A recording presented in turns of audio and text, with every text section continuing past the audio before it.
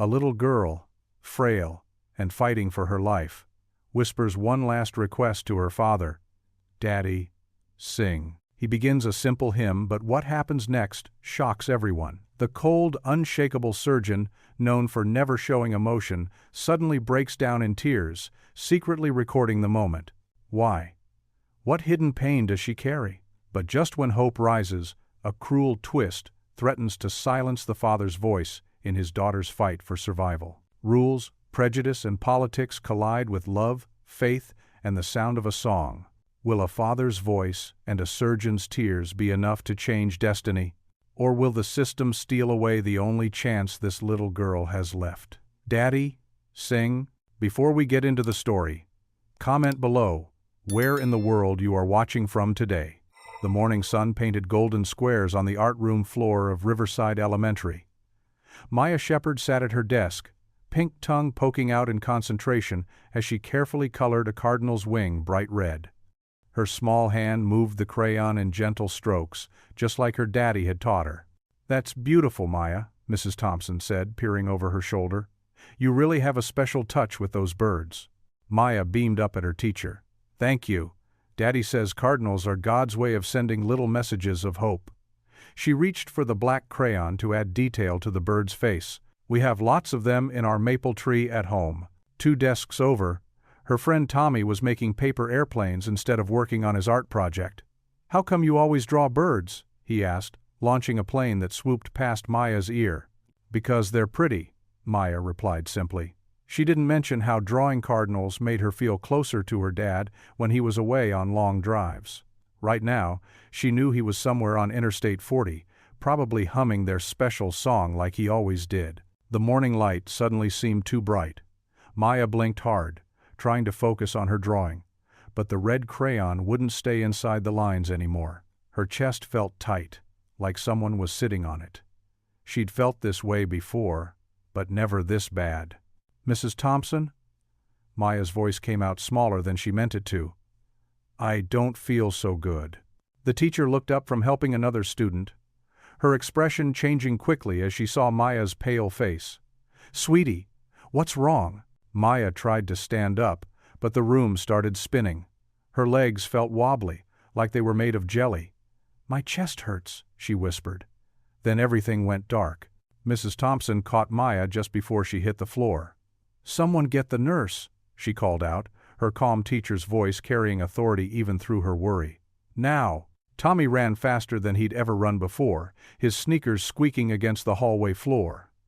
Other students gathered around, wide-eyed and frightened, as Mrs. Thompson cradled Maya's head in her lap. "Give her space, children," Mrs. Thompson directed, her hand checking Maya's forehead.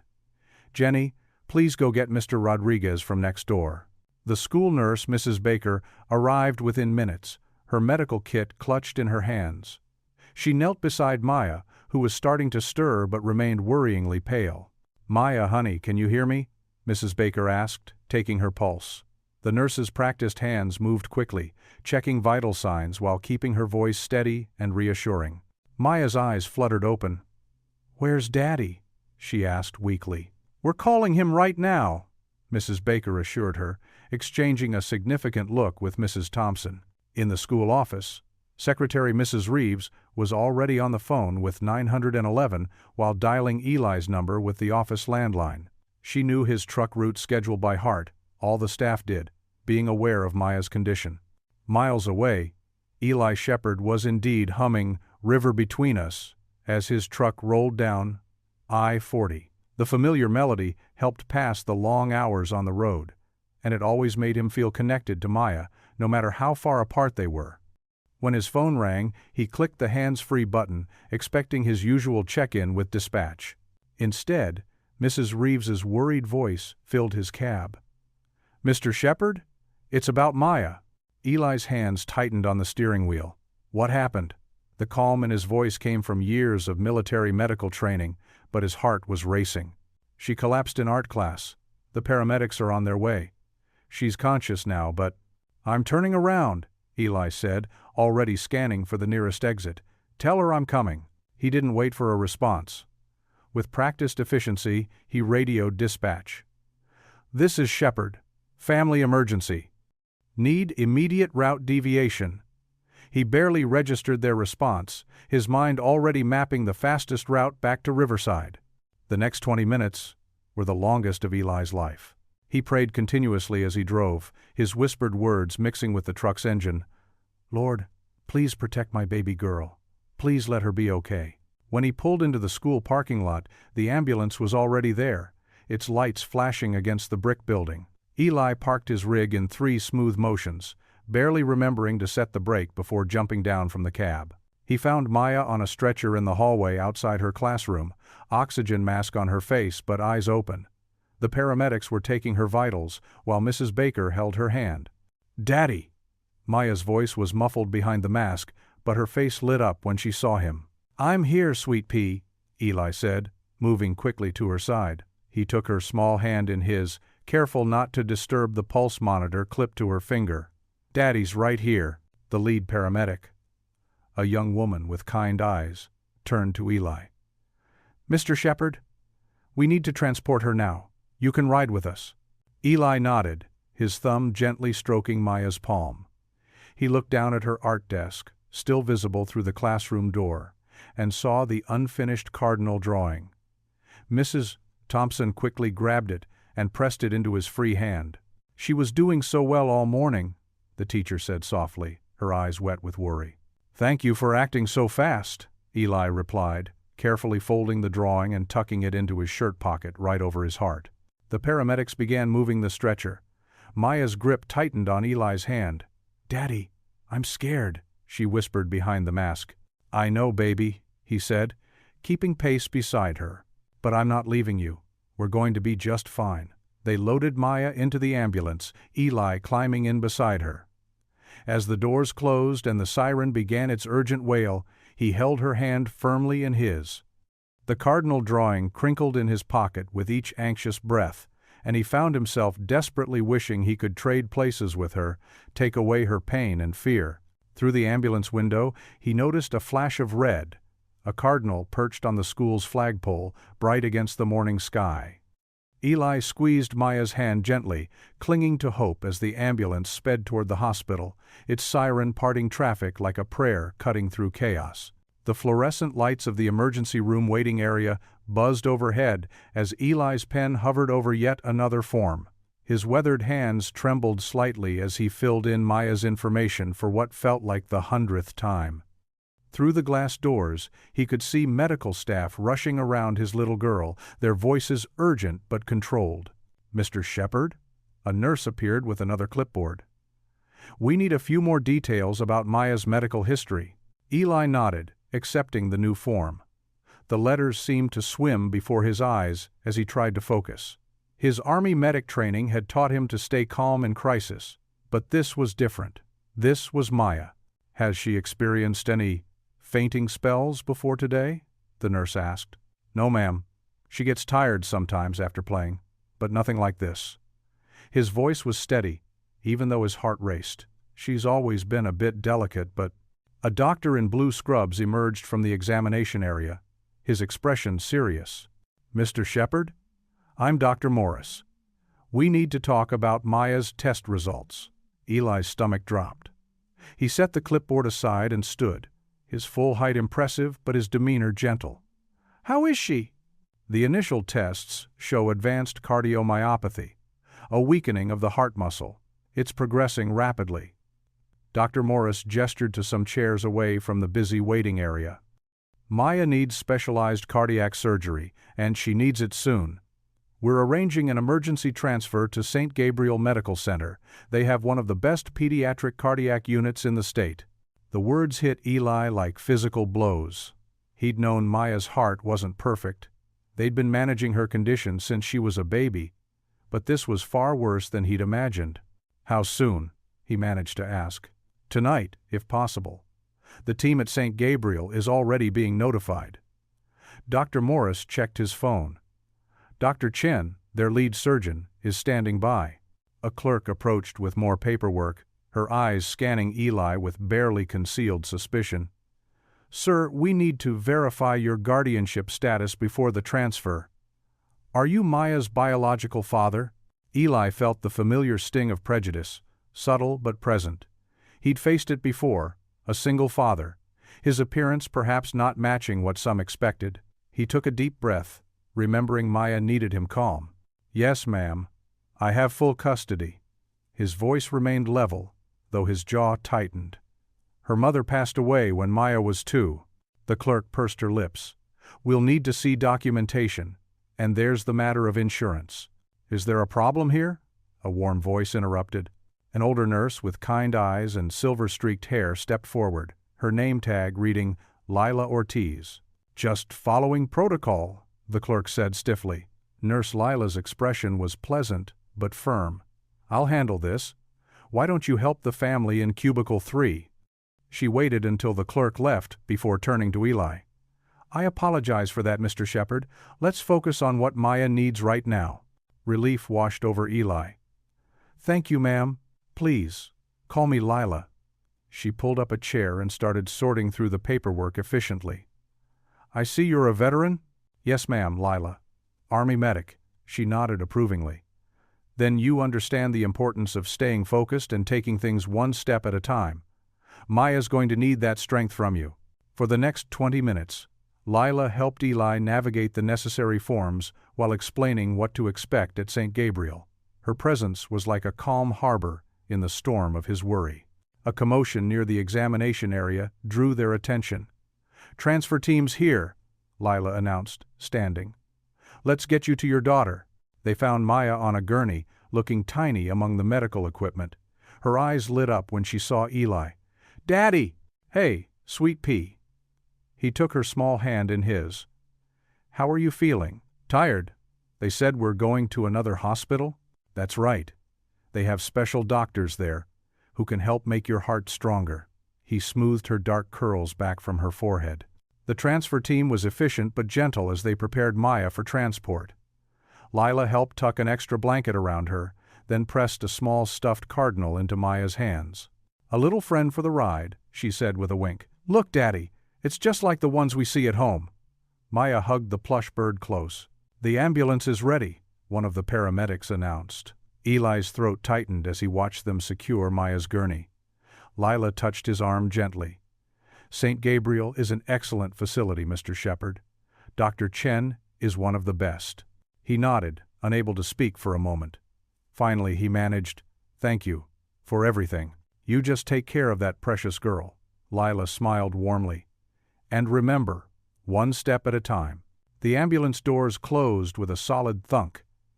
As they pulled away from the emergency entrance, Eli held Maya's hand, his thumb rubbing small circles on her palm. The cardinal plush rested against her chest, its bright red feathers a splash of hope against the white hospital blanket. "Daddy?" Maya's voice was small but clear. "Can you hum our song?" "Of course, sweet pea." Eli began to hum "River Between Us" softly, the familiar melody rising above the sound of sirens as they made their way toward St.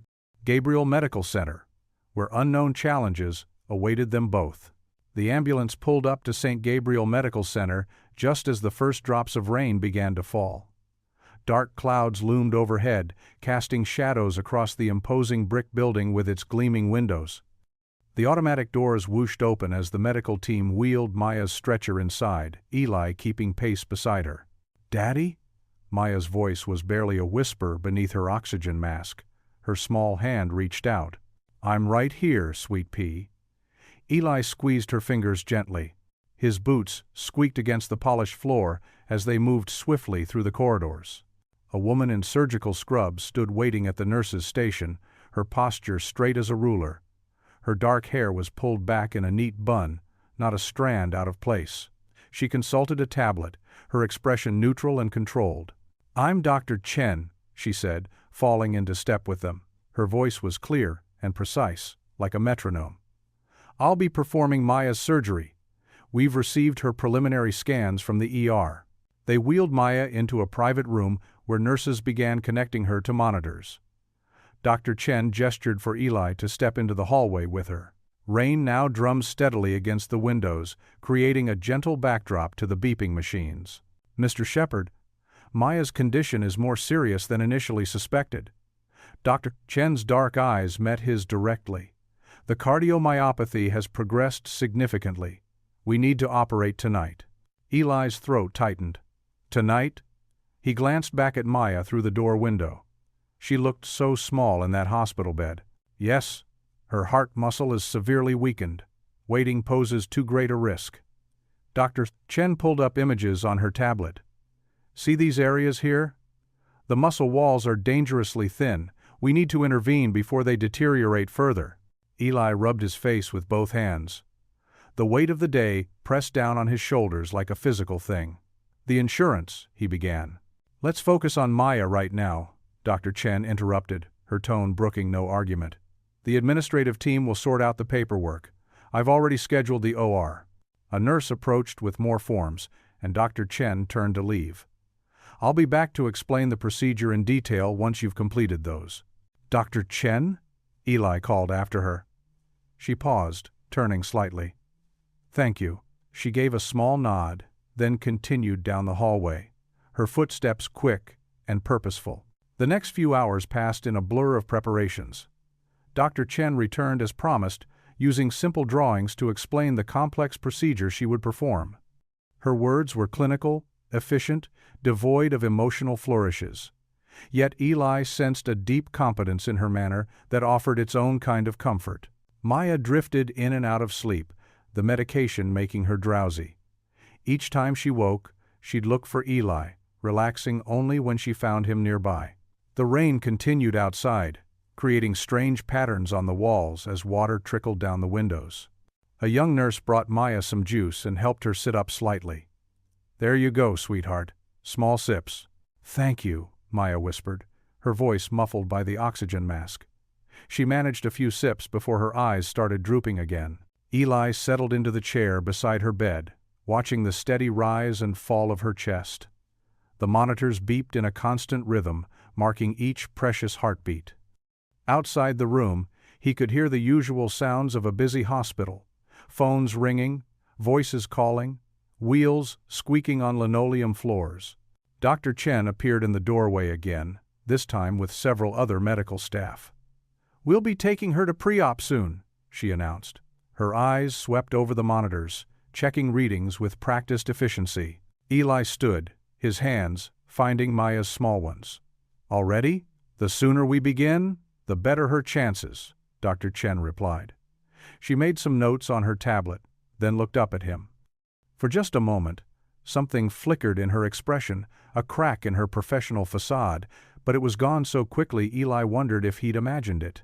The pre-op team began their preparations, checking Maya's vitals one final time.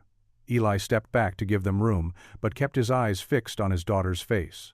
She looked peaceful now, lost in medicated sleep. When they were ready to move her, Dr. Chen paused by the door. Mr. Shepard, we'll take good care of her. Her voice held the same clinical tone, but her words seemed to carry extra weight. Eli nodded, unable to speak past the lump in his throat. He watched as they wheeled Maya's bed toward the door, her dark curls spread across the white pillow like a fan. Wait, he managed to say. The team paused, and he leaned down to kiss Maya's forehead. I'll be right here, sweet pea, he whispered, right here, waiting for you. The room felt enormous and empty once they'd gone. Eli sank back into the chair, listening to the rain against the windows. The chair still held a hint of warmth where he'd sat keeping vigil. On the small bedside table, Maya's hair ribbon lay coiled like a tiny red snake. He picked up the ribbon, running the soft material between his fingers. I'll be right here, he whispered again to the empty room as the rain continued to fall. The pre-op room hummed with the steady rhythm of medical equipment. Maya lay small and fragile in the oversized hospital bed, her dark curls splayed across the white pillow. The beeping of monitors punctuated the sterile air, marking each precious heartbeat. Eli sat beside her, his weathered hands gentle as they smoothed her hospital gown. Dr. Chen moved efficiently around the space, checking readings and adjusting equipment. Her white coat rustled as she made notes on her tablet, pausing occasionally to tap settings on the various machines surrounding Maya's bed. Everything is prepared for the procedure, Dr. Chen announced, her voice crisp and professional. We'll begin final preparations in 15 minutes. She lifted a small recording device from her pocket. "I need to test the acoustics. It helps maintain precise timing during delicate procedures." Maya's fingers tightened around her father's hand. Her eyes were wide with fear, glistening with unshed tears. The oxygen mask couldn't hide how her lower lip trembled. "Daddy?" Maya's voice quavered, barely audible above the monitors. "I'm scared." Eli leaned closer, his expression tender. "What do you need, sweet pea?" "Daddy? Sing?" The whispered request made his heart clench. "Please? Like Mommy's song?" Eli glanced at Dr. Chen, who gave a small nod while adjusting her recording device. "Actually," she said, "this would be an ideal sound test. Please proceed." Clearing his throat softly, Eli began to sing. His voice was warm and rich, carrying years of love and loss in every note of the familiar hymn. "River Between Us" filled the small room, the melody rising and falling like gentle waves. The song, written by Maya's mother before she passed, spoke of love flowing like a river between hearts, bridging any distance. Eli's voice carried each word with care, as if offering a prayer. Maya's grip on his hand relaxed slightly as the familiar tune wrapped around her like a warm blanket. Dr. Chen stood motionless, the recording device forgotten in her hand. Her professional mask began to crack as the music washed over her. Without warning, tears spilled down her cheeks. She tried to turn away, but a small sob escaped her throat. The medical team froze, startled by this unprecedented display of emotion from their normally stoic surgeon. A nurse nearly dropped her clipboard. Eli continued singing, his voice never wavering, though his eyes tracked Dr. Chen with gentle concern. Maya watched too, her own fear momentarily forgotten as she witnessed her surgeon's tears. Dr. Chen pressed a hand to her mouth, struggling to regain composure. The song seemed to have breached some carefully constructed wall within her. More tears fell, and her shoulders shook with silent sobs. The melody drew to a close, its final notes hanging in the air like suspended starlight. The only sounds were the steady beeping of monitors and Dr. Chen's ragged breathing as she fought to control her emotions. Without meeting anyone's eyes, Dr. Chen quickly wiped her face with her sleeve. She clutched the recording device to her chest and strode from the room, her quick footsteps echoing down the corridor. In her wake, the song's tender echoes lingered, filling the space with something that felt almost like hope. Morning sunlight filtered through the hospital room's window, casting gentle shadows across Maya's sleeping form. The steady beep of the heart monitor had a slightly stronger rhythm than the night before. Eli, who hadn't left his daughter's side, sat in the vinyl chair next to her bed, his hand resting protectively near hers. Nurse Lila entered the room with her morning rounds cart, her experienced eyes immediately taking in the various monitors and readings. Her sensible shoes made soft, squeaking sounds on the polished floor as she moved around the bed, checking Maya's 4 lines and adjusting the blanket with motherly care. "Her numbers are looking a bit better this morning," Lila said softly, noting the readings on her tablet. "Not as much strain on her heart." Eli straightened in his chair, hope flickering in his tired eyes. "Really?" "Mm-hmm." Lila smiled warmly. "When she wakes up, we'll need to do some breathing exercises. They're important for preventing complications." She paused, considering something. "You know, Mr. Shepard, I was thinking about that beautiful song you sang yesterday." Maya stirred slightly at their voices, her eyelids fluttering. Lila lowered her voice even more. "Dr. Chen's recording, we could use it during the exercises. Music can be very therapeutic, especially something familiar and comforting." "You think that would help?" Eli asked, his voice rough from lack of sleep. "I've seen it work wonders before," Lila replied, patting his shoulder. "Let me talk to the team." An hour later, Maya was awake and struggling with her breathing exercises, her small face pinched with effort. Lila returned with a tablet, Dr. Chen's recording queued up.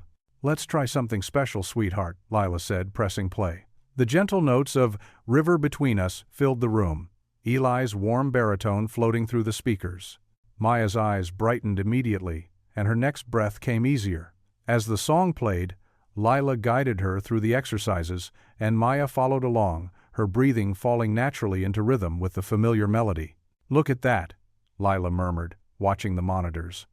Her oxygen levels are improving. Throughout the morning, other staff members noticed the change. A respiratory therapist stopped by, intrigued by Maya's progress. He listened to the recording and nodded approvingly. "This is good. Really good. Mind if I share this with some of my other patients?" By lunchtime, the recording had made its way through the pediatric floor. A young nurse hummed the tune while changing linens in the next room. An orderly whistled it softly as he delivered meal trays. Even Dr. Chen, passing through on her rounds, paused outside Maya's door when she heard her own recording playing, a mix of emotions crossing her usually composed face. Mr. Whitcomb arrived in the early afternoon, his polished shoes clicking importantly on the floor tiles. He stood in the doorway, watching Maya do her exercises to the music, his eyes calculating but not unkind. "Fascinating approach," he said to Lila, who was updating Maya's chart nearby. "Patient-centered innovation. That's exactly the kind of thing our donors love to hear about." He straightened his tie. "Keep me updated on her progress. This could be an excellent feature for our quarterly newsletter." Eli barely registered the administrator's presence, his attention fixed on Maya as she took another steady breath in time with the music. But he noticed more and more staff members passing by the room, their faces softening at the sound of the hymn. Some would pause, listen for a moment, then continue their duties with a gentle smile. Later that afternoon, as Eli watched a young nurse hum the familiar melody while adjusting Maya's he realized something remarkable was happening. The song, their song, was spreading through the hospital like a quiet wave of comfort, touching everyone it reached. The nurse's fingers moved in time with the tune she hummed, her movements gentle and precise, while Maya rested peacefully in her bed. The scene before him blurred slightly as tears welled in his eyes. His late wife's hymn, written in their tiny kitchen so many years ago, was now bringing peace to this sterile hospital space, just as it had always brought peace to their home. The nurse finished her task, still humming, and gave Maya's hand a gentle pat before moving on to her next patient. The afternoon sun cast long shadows through Mr. Whitcomb's office windows, highlighting dust motes that danced in the air. The hospital administrator's desk was a fortress of polished mahogany, covered in neat stacks of papers and a silver laptop. Eli sat in one of the stiff-backed chairs facing the desk, his truck driver's hands folded in his lap. Mr. Whitcomb adjusted his wire-rimmed glasses and cleared his throat. "Mr. Shepard, I'm afraid we've encountered some complications with Maya's case." He spoke in measured tones, each word carefully chosen. Eli's stomach tightened. "What kind of complications?" "Well, first, there's the matter of insurance." Mr. Whitcomb pulled out a file, spreading several papers across his desk. "Our billing department discovered your policy lapsed 3 weeks ago." The blood drained from Eli's face. "The root cutbacks," he said quietly. "They reduced my hours. I thought I had another month before the coverage ended." "I understand these things happen," Mr. Whitcomb said, though his tone suggested otherwise. "The good news is that St. Gabriel's Charitable Foundation can cover the costs of Maya's surgery." Relief flooded through Eli, but something in the administrator's expression made him hold back his thanks. "However," Mr. Whitcomb continued, "there are certain requirements we must address." He pulled out another document. "The particular surgical approach Dr. Chen is proposing includes some experimental components. Our legal department has concerns." "What kind of concerns?" "In cases involving innovative procedures, especially with minors, the hospital requires certain protections." Mr. Whitcomb's fingers drummed lightly on the desk. "The Foundation's support comes with a standard clause requiring temporary transfer of medical guardianship to the hospital for the duration of treatment." The words hit Eli like a physical blow. "You want me to give up my rights to make decisions for my daughter?" "Temporarily," Mr. Whitcomb emphasized. "It's purely a legal formality to protect both parties." Eli leaned forward. Dr. Chen explained everything about the surgery. "I understand the risks. I've already signed the consent forms." "Yes, well." Mr. Whitcomb pulled out another paper, this one bearing the hospital's security letterhead. We've received some concerning notes about potential interference with hospital protocols. What? Eli's voice came out sharper than he intended. Mr. Whitcomb adjusted his glasses again. There was an incident during check-in. The security staff reported some resistance to standard verification procedures. Eli's jaw tightened as he remembered the guards' pointed questions, the suspicious looks.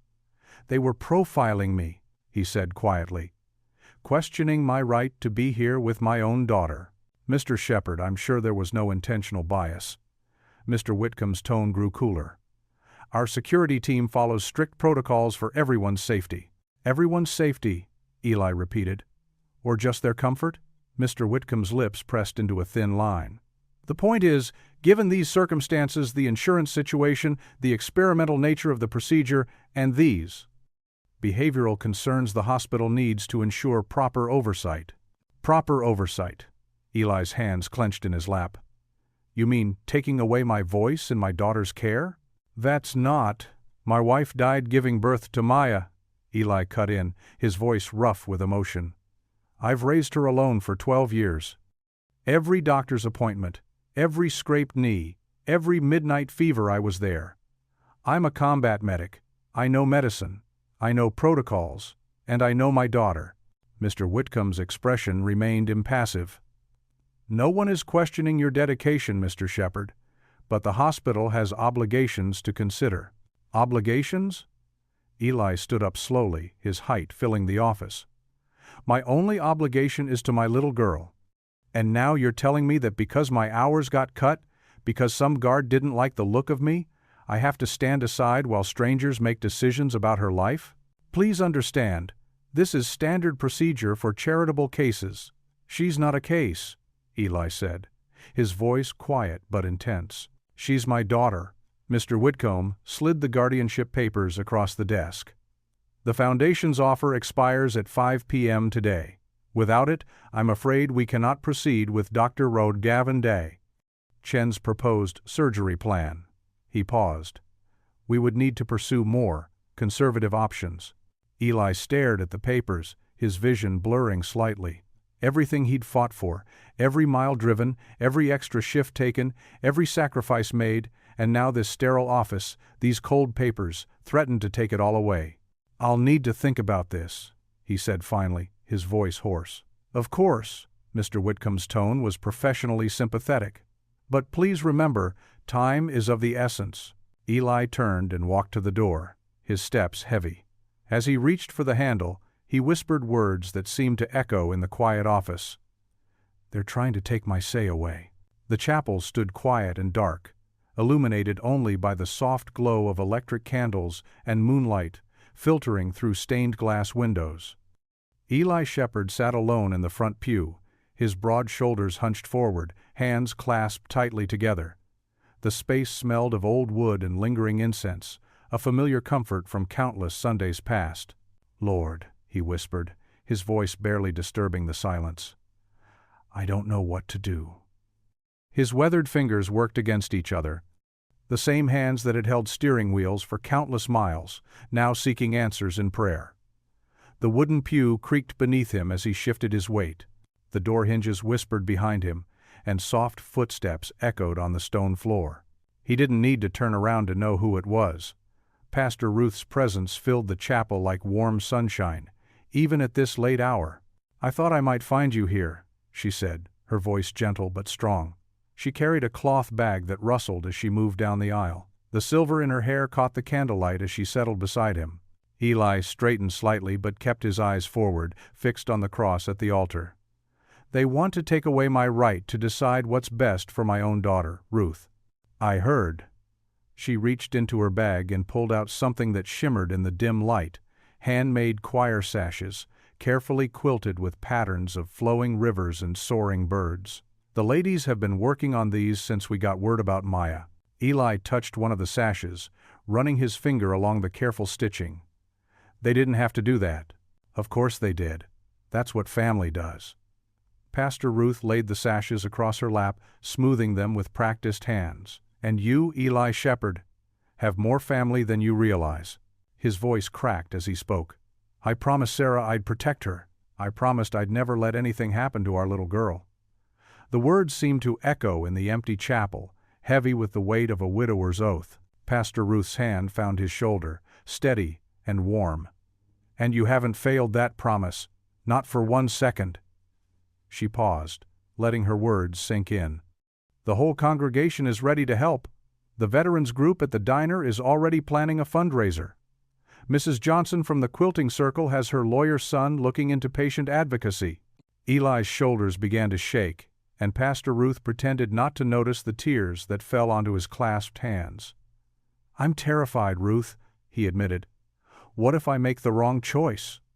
What if I fight this and it makes things worse for Maya?" "Fear is natural," she said, her voice carrying the wisdom of decades in ministry. "But fear isn't the opposite of faith. It's the reason we need faith in the first place." She pulled out another sash, this one smaller than the others. "This one's for Maya. Look closely." In the candlelight, Eli could see tiny cardinals embroidered along the edges, each one unique, each one in flight. "Sarah used to draw these for her," he said softly. "I remember," Pastor Ruth smiled. "And Maya draws them now. That's how love works. It keeps flowing, like a river between generations." She stood, gathering the sashes carefully. "Now, I believe there's a little girl upstairs who needs her daddy." Eli rose slowly, his joints stiff from sitting so long on the hard pew. "Thank you, Ruth, for everything." "Don't thank me yet," she said with a gentle smile. "Wait until you hear how many casseroles are coming your way. The church ladies are unstoppable when they're on a mission." They walked together to the chapel door, their footsteps echoing in harmony. The hospital corridors were quiet at this hour, with only the occasional squeak of nurses' shoes on linoleum breaking the silence. When they reached Maya's room, the night nurse was just finishing her rounds. The monitors beeped steadily, creating a mechanical lullaby that had become oddly comforting over the past days. Maya lay small in the big hospital bed, but her eyes were open, bright in the dim light. "Daddy?" she called softly as Eli approached. "Hey, sweetheart," he said, settling into the chair beside her bed. Pastor Ruth quietly slipped away, leaving father and daughter alone. Maya's small hand found his larger one, her fingers cool against his palm. "Daddy," she whispered, her voice small but clear, "will I wake up after the surgery?" Eli's heart clenched, but he kept his voice steady as he leaned forward and pressed a kiss to her forehead. "Yes, baby girl." Morning sunlight streamed through the tall windows of the surgical conference room, casting long shadows across the polished table. "Doctor." Chen stood by a light box, clicking X-rays into place with precise movements. Eli sat in one of the cushioned chairs, his coffee growing cold and untouched before him. "Mr. Shepard," Dr. Chen began, her voice carrying its usual professional tone, "I need to discuss Maya's surgical options with you." She pointed to the first X-ray, where Maya's heart showed clear abnormalities. "We have 2 potential approaches." Eli leaned forward, studying the ghostly images. "Please, call me Eli." Dr. Chen nodded, a small crack appearing in her formal demeanor. "The first option is what we call the conservative approach. It's our standard procedure for this type of cardiomyopathy." She traced the outline of Maya's heart with her finger. "Lower risk, well-documented outcomes. The hospital board favors this option." "But," Eli prompted, noting her hesitation, "but given Maya's unique anatomy, I don't believe it's her best chance." Dr. Chen clicked on a second X-ray. "I've developed a hybrid procedure that combines a donor valve with a customized grafting approach. It's more complex, but it better suits Maya's specific condition." Eli watched as Dr. Chen's hands trembled slightly while pointing out the technical details. Something in her controlled facade was crumbling. "The bold approach requires special authorization," she continued. "The timing window is narrow, and there are additional risks. But," she paused, turning away from the light box to face Eli directly, "if it were my child, this is the option I would choose." The room fell silent, except for the soft hum of the air conditioning.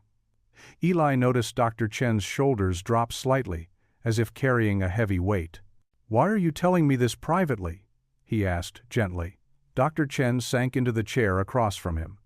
For the first time, Eli saw past the stern surgeon to the human beneath. "Because I made a promise to myself years ago," she said, her voice barely above a whisper. "A promise to my brother." She pulled a small photo from her white coat pocket. The image showed a young Asian man with a bright smile, wearing a college sweatshirt. "This is David. He was studying to be a teacher when he got sick." Her fingers traced the edge of the photograph. "The doctors didn't take his symptoms seriously. They made assumptions about him, about our family. By the time someone finally listened, it was too late." Eli's heart ached with recognition. "The same kind of assumptions security made about me." "Yes." Dr. Chen's eyes met his, filled with unexpected emotion. "I became a surgeon because I never wanted another family to feel unheard. But somewhere along the way, I built walls. I thought professionalism meant distance. That protocol meant safety." She gestured to the X-rays. "Until your daughter asked you to sing." Eli remembered the moment in pre-op, the way Dr. Chen had broken down at his lullaby. "The recording," he said softly. "It reminded me of David. He used to sing to me when I was scared." She carefully returned the photo to her pocket.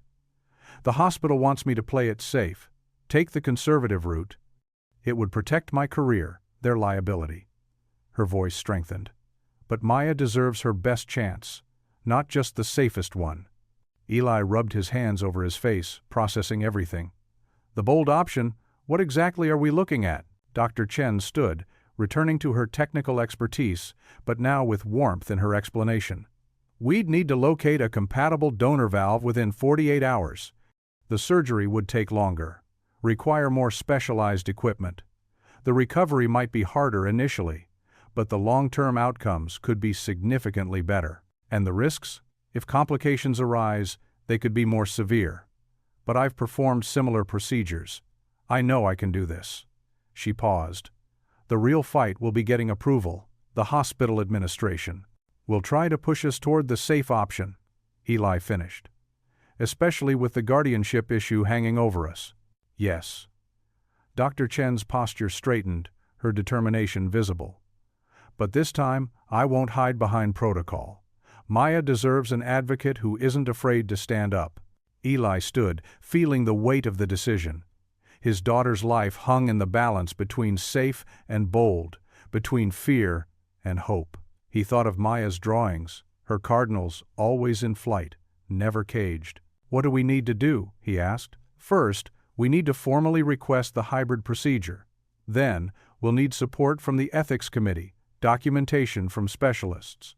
Dr. Chen gathered her files with renewed purpose. "It won't be easy. Nothing worth fighting for ever is," Eli replied, his own resolve building. He headed for the door, mind already racing with next steps. The path ahead would be difficult, but Maya's smile flashed in his memory. For her, he would move mountains. The fluorescent lights of St. Gabriel's third floor cast their usual sterile glow, but something different filled the air that morning.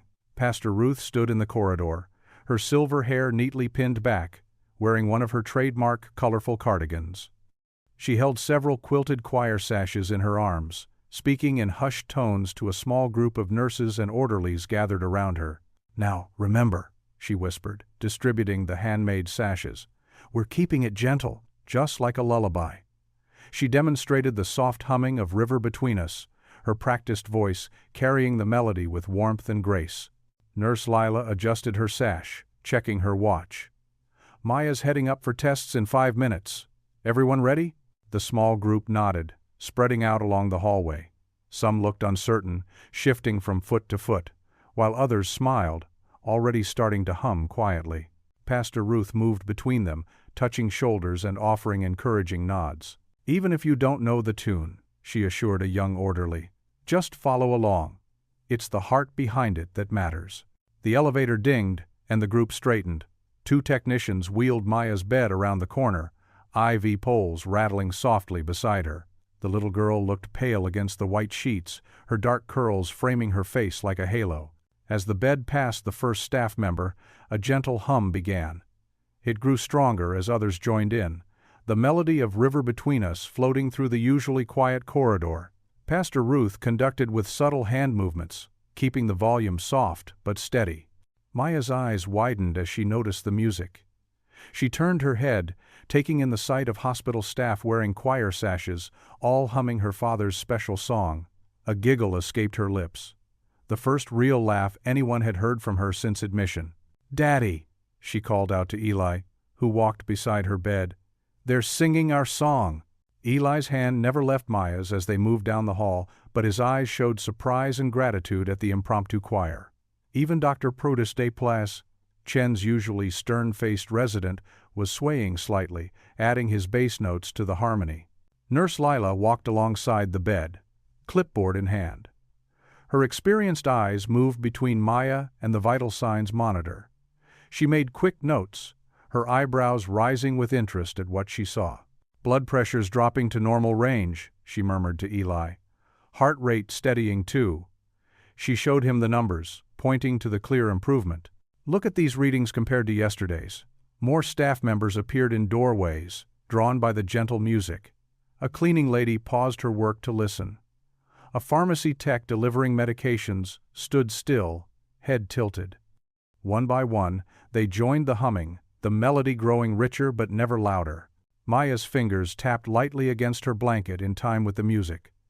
The tension that had been visible in her small shoulders began to ease. Even the beeping of her heart monitor seemed to fall into rhythm with the song. "You know what?" Maya said to no one in particular, her voice stronger than it had been all week. "Mom would love this. She always wanted people to sing together more." Pastor Ruth touched Maya's foot through the blanket as they passed. "Your mama wrote this song, sweet girl. She'd be so proud to hear it helping people today." They turned another corner, where the radiology department waited. The humming followed them all the way to the imaging room doors. Maya waved to her hallway choir as the technicians prepared to wheel her in for tests. "That was awesome," she declared, some color returned to her cheeks. "Can we do it again later?" "I think we might just have started a new hospital tradition," Nurse Lila said, winking at Pastor Ruth. She held up her clipboard. "Especially with numbers like these. Nothing argues with data." The choir dispersed slowly, staff returning to their duties but still humming under their breath. Pastor Ruth collected the sashes, each one warm with use and meaning. The morning light through the windows caught the quilted patterns, making them glow like stained glass. For the first time since Maya's collapse, Eli's shoulders relaxed. He watched his daughter being wheeled into radiology, the echo of the hymn still hanging in the air. "Thank you," he whispered, his voice rough with emotion. "Thank you all." The early morning light filtered weakly through the hospital's glass doors as Eli approached the security desk, carrying 2 paper cups of steaming coffee from the cafeteria. The same guard who had questioned him earlier sat at his post, looking tired after what must have been a long night shift.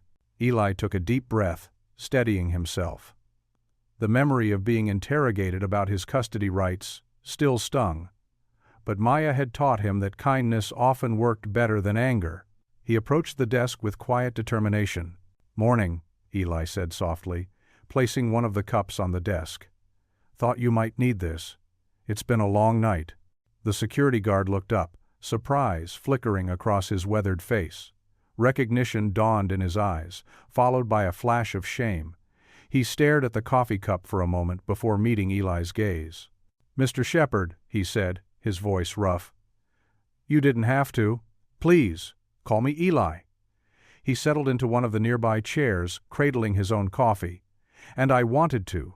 The guard's name tag read, Mitchell. He picked up the coffee cup but didn't drink, instead turning it slowly in his hands. The silence between them felt heavy with unspoken words. "About yesterday," Mitchell began, "I was out of line. Way out of line." Eli nodded slowly. "It hurt," he admitted, his voice gentle but firm. "Being questioned like that, having my right to be Maya's father doubted, it's not the first time, but it never gets easier." Mitchell's shoulders slumped. "I've been doing this job 15 years. Sometimes we get so focused on protocols, on looking for problems, we forget to see the people right in front of us." He took a sip of coffee, then set it down carefully. "Truth is, I've been bringing my own fears to work lately." "How so?" Eli asked. Mitchell's face softened with worry. "My wife Sarah, she's been on dialysis for 8 months now." Every time I walk into a hospital, all I can think about is her lying in that bed, getting weaker." His voice cracked slightly. "I guess I've been taking it out on everyone else." Eli leaned forward, recognition flowing between them. "I'm sorry about your wife," he said sincerely. "This place, these halls, they can make anyone afraid. Make us forget we're all just trying to take care of the people we love." "Your little girl," Mitchell said. "I saw her yesterday, with the choir singing in the hallway. She has your smile." Eli felt his eyes grow warm. "She has her mother's heart.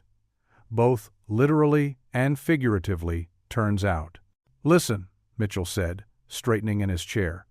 "I know it doesn't make up for yesterday, but if there's anything I can do to help, anything at all, just let me know. I know every corner of this place, every shift change, every procedure." "Thank you," Eli replied. "That means a lot." They sat in companionable silence for a moment, sipping their coffee. The morning bustle of the hospital grew around them. Nurses changing shifts, early visitors arriving, the quiet beeping of distant monitors. Later that morning, as Eli was walking back from Maya's room, Mitchell caught his attention with a discreet wave. "Mr. Shepard, Eli," he said in a low voice. "There's an administrative meeting happening at 2 o'clock in Conference Room B. Heard them talking about reviewing some special procedures, including your daughter's case." Eli's heart quickened. "Thank you, Mitchell. I mean it." The security guard nodded, a silent understanding passing between them. Two fathers, two husbands, finding common ground in the sterile halls of St. Gabriel's. "Your daughter's going to be fine," Mitchell said softly. "Sometimes grace comes from unexpected places." The sun hadn't yet cleared the horizon when hurried footsteps echoed through St. Gabriel's quiet corridors. A courier in a blue uniform strode purposefully past the security desk, carrying a white container marked with medical symbols. The guard, now Eli's ally, immediately picked up his phone. Eli had fallen asleep in the chair beside Maya's bed, his large frame cramped from too many nights in hospital furniture. The buzz of his phone jerked him awake. He fumbled for it, reading the guard's text. "Special delivery coming up. Looks important." His heart began to race. Could it be? They'd been waiting, hoping, praying for this moment. Dr. Chen burst through the door minutes later, her usual composed demeanor crackling with excitement. "Mr. Shepard," she said, her voice carefully controlled, but her eyes bright. "We have a match." Eli stood up so quickly he got dizzy. "A donor valve?" She nodded, allowing herself a small smile. "Compatible size, excellent tissue quality. It's exactly what we need for the hybrid procedure." Maya stirred in her bed, her dark curls messy against the white pillow. "Daddy? What's happening?" Eli moved to her side, taking her small hand in his. "Good news, baby girl. The doctors found a special heart part that might help make you better." Dr. Chen approached Maya's other side, her voice gentler than Eli had ever heard it. "That's right, Maya. Remember how I explained we needed something very specific to help your heart? Well, someone very generous has given us exactly what we were looking for." Maya's eyes widened. "Like a present?" "Just like that," Dr. Chen said, and for a moment her professional mask slipped completely, revealing genuine warmness. The news spread through the hospital like a wave of light. Nurse Lila appeared with tears in her eyes, hugging Eli tightly. "I just heard," she whispered. "I'm calling Pastor Ruth right now." Within an hour, the hallway outside Maya's room filled with hospital staff, all speaking in excited whispers. The choir members, who had been taking turns humming during Maya's treatments, gathered in their quilted sashes, their faces glowing with joy. Mr. Whitcomb arrived looking somewhat flustered, a stack of papers in his hands. He'd been facing mounting pressure from his own staff about Maya's case. Nurse Lila had presented him with detailed data showing how the music therapy had improved Maya's vital signs. The security guard had vouched for Eli's character. Even the hospital's PR department had begun drafting stories about innovative patient care and community involvement. "Mr. Shepard," he said, clearing his throat, "in light of recent developments and considerable input from our staff, I've reviewed your case again." He straightened his tie. "I'm prepared to provisionally authorize Dr. Chen's proposed surgical plan, with you retained as primary decision-maker." Eli's knees nearly buckled. "Thank you," he managed to say. Mr. Whitcomb nodded stiffly, but his expression softened as he glanced at Maya. "Well, we want what's best for the patient, of course." He paused. "The choir. They may continue their musical support, as long as they maintain appropriate volume levels." As if on cue, Pastor Ruth raised her hands, and the gathered choir members began to sing "River Between Us" in the softest, most beautiful harmony Eli had ever heard. The sound floated through the hallway like a blessing. Dr. Chen stood in the doorway, watching the scene unfold. She pulled out her phone, where she kept the original recording of Eli singing to Maya. "This will be my guide during surgery," she said quietly. "The rhythm of mercy," as Nurse Lila calls it. Maya sat up in her bed, her face brighter than it had been in days. "Daddy, they're singing our song!" Eli couldn't speak past the lump in his throat. He nodded, squeezing her hand. "You wrote a beautiful hymn," Pastor Ruth said, coming to stand beside him. "Maya's mother wrote it," Eli corrected gently. "Before she passed, she always said it was about how love flows between people like a river, connecting us all." The choir's voices swelled slightly, carrying the chorus. "Like a river between us, flowing deep, flowing free. Like a river of mercy, bringing you close to me." Dr. Chen wiped her eyes quickly with the back of her hand. "We'll begin preparations right away. Maya needs rest, everyone," she announced, her doctor's authority returning. The choir's song faded to a gentle hum, then to whispers of prayer and hope. Staff members drifted back to their duties, many stopping to squeeze Eli's shoulder or pat Maya's bed on their way out. When the room finally emptied, Eli sank to his knees beside Maya's bed. She was already drowsy again, the excitement having tired her out. He bowed his head, tears flowing freely now. "Thank you," he whispered to God, his heart too full for more words. Maya's small hand rested in his hair, and somewhere in the distance he could still hear the faint echo of their song. Evening shadows stretched across Maya's hospital room as the sun sank behind St. Gabriel's western wing. The steady beep of monitors provided a familiar rhythm that had become the backdrop of their lives. Eli sat in his usual spot beside Maya's bed, watching her chest rise and fall in sleep, when a soft knock interrupted his vigil. Nurse Lila stood in the doorway, holding a cream-colored envelope. "This just came for you, Mr. Shepherd," she said quietly, extending the letter. "Special delivery from the donor family." Eli's hands trembled slightly as he accepted the envelope. The paper was thick and expensive, addressed in elegant handwriting that spoke of another era. He carefully broke the seal, conscious of Lila's gentle presence, as she checked Maya's vital signs. Inside was a letter, written in the same graceful script. "Dear Mr. Shepherd, my name is Ainsley Carter. You don't know me, but today our families are connected by something deeper than blood, the precious gift of hope. The valve that may save your daughter's life belonged to my grandson Thomas. He was just 19 when God called him home last week.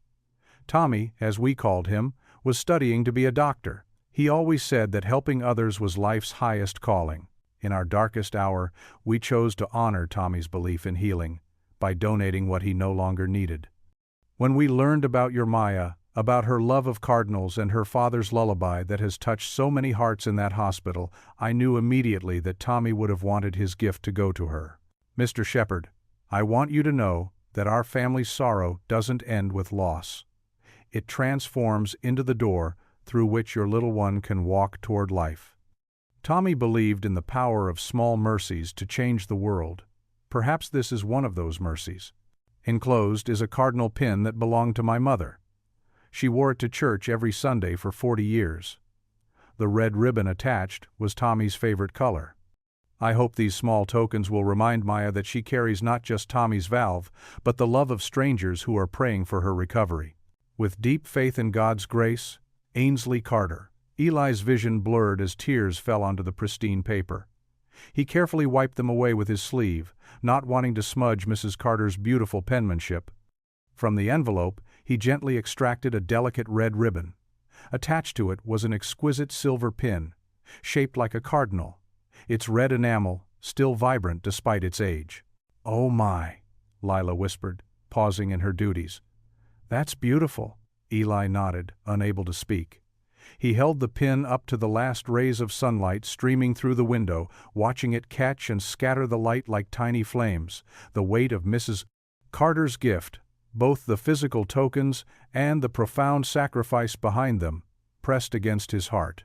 Maya stirred slightly in her sleep, her face peaceful despite the tubes and monitors surrounding her. Eli stood, still holding the letter and pin, and moved to her bedside. With gentle fingers, he fastened the cardinal pin to her blanket, just where she would see it when she woke. The red ribbon fluttered slightly in the breeze from the air conditioning, like a small flag of hope. Eli touched it softly, thinking of Tommy, the young man who wanted to heal others, and his grandmother who had transformed grief into grace. He thought of how love could bridge the space between strangers, how mercy moved like a river between hearts. Maya shifted again, murmuring in her sleep, and Eli carefully tucked the blanket around her shoulders. The cardinal pin gleamed in the dimming light, a bright spot of color in the sterile hospital room. It seemed to Eli that it carried the warmth of generations. Mrs. Carter's mother's faithfulness, Tommy's dedication to healing, and now Maya's fight for life. He sat back down in his chair, still holding Mrs. Carter's letter. In the quiet evening hours, surrounded by the gentle beeping of machines and his daughter's steady breathing, Eli felt the weight of grace settle around him like a familiar hymn. "Thank you, Tommy," he whispered into the gathering darkness. "Thank you, Mrs. Carter." The cardinal pin kept its quiet vigil as night fell over St. Prevent. Gabriel's, a small red beacon of hope, pinned to a little girl's blanket, carrying the prayers and love of strangers who had chosen to make their sorrow into someone else's salvation. The night air carried a hint of autumn as Eli stepped onto the small concrete balcony outside the hospital's 4th floor. A few metal chairs dotted the space, their paint chipped and faded from years of weather. Dr. Chen stood at the railing, her white coat glowing softly in the darkness. She turned at the sound of his footsteps. "Mr. Shepherd, I thought I might find you here." Her voice was gentler than usual, missing its clinical edge. "Please, call me Eli." He settled into one of the chairs, his body heavy with exhaustion. "Maya's finally sleeping. The nurses are watching her." Dr. Chen nodded and took the seat beside him. For a while, they sat in comfortable silence, watching the city lights twinkle below. A siren wailed in the distance, then faded. "That song you sang," Dr. Chen said finally, her hands clasped in her lap. "I've never heard anything quite like it." Eli smiled softly. "Sarah wrote it, my late wife. She had this way of turning faith into music." His voice grew tender with memory. "She called it River Between Us. Said it was about how love flows like water, connecting hearts even when they seem far apart." "It's beautiful." Dr. Chen's professional mask slipped further. I've been playing the recording during my surgical preparations. It helps steady my hands." This admission surprised Eli. He turned to look at her properly, seeing not the stern surgeon but a woman carrying her own weight of caring too deeply. "My brother," she continued quietly. "He died because doctors didn't take time to really see him. They made assumptions, missed signs. I promised myself I'd never let that happen to my patients." She took a shaky breath. "But sometimes the system makes it so hard to do what's right." "I understand that burden," Eli said. "In the Army, as a medic, sometimes protocol and what's best for the patient don't line up neat and clean."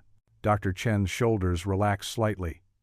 "When I heard you sing to Maya, it reminded me why I became a doctor in the first place, not for the procedures or the prestige, but for moments of real human connection, of healing that goes deeper than the physical." Eli nodded, feeling the truth of her words. Would you pray with me?" he asked carefully. To his surprise, Dr. Chen didn't hesitate. "Yes," she whispered. They bowed their heads together, two unlikely allies, united by concern for one little girl. Eli's deep voice carried softly into the night air. "Lord, give us wisdom and courage. Guide Dr. Chen's hands. Watch over my Maya. Help us remember we're not alone in this fight.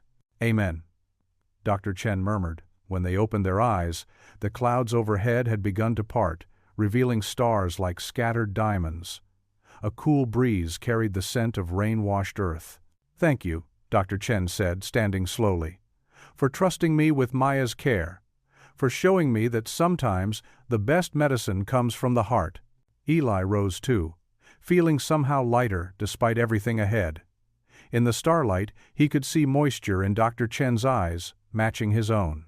They stood together at the railing, watching more stars emerge as the clouds continued to break. Neither spoke again.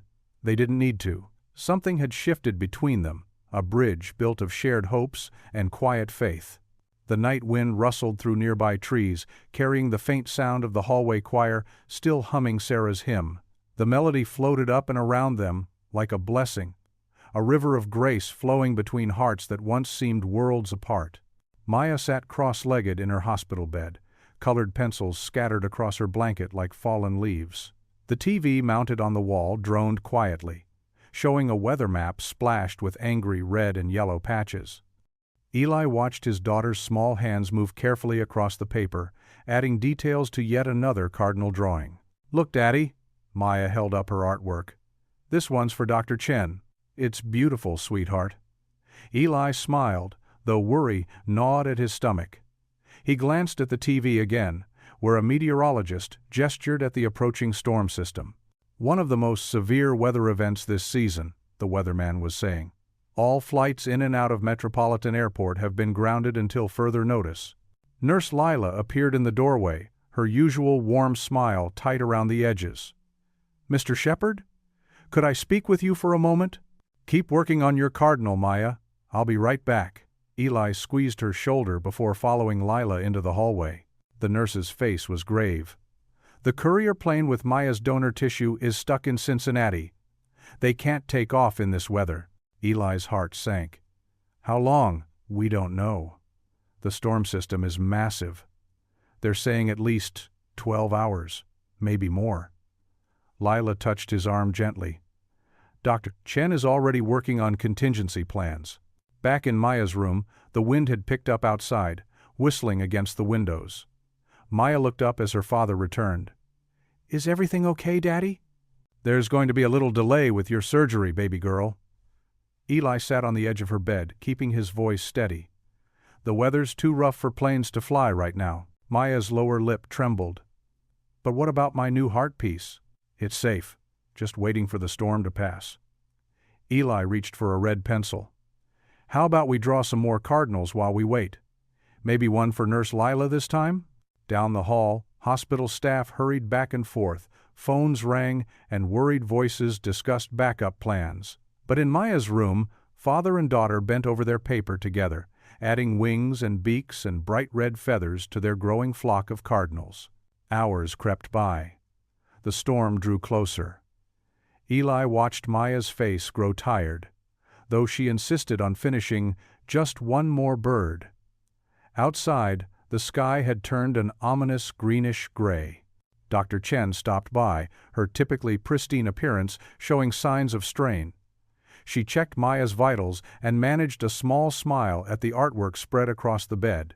"These are wonderful, Maya," she said, picking up one of the drawings. "You've captured their spirit perfectly." "This one's yours," Maya said proudly, handing her the cardinal she'd finished earlier. Something flickered in Dr. Chen's eyes as she accepted the gift. "Thank you.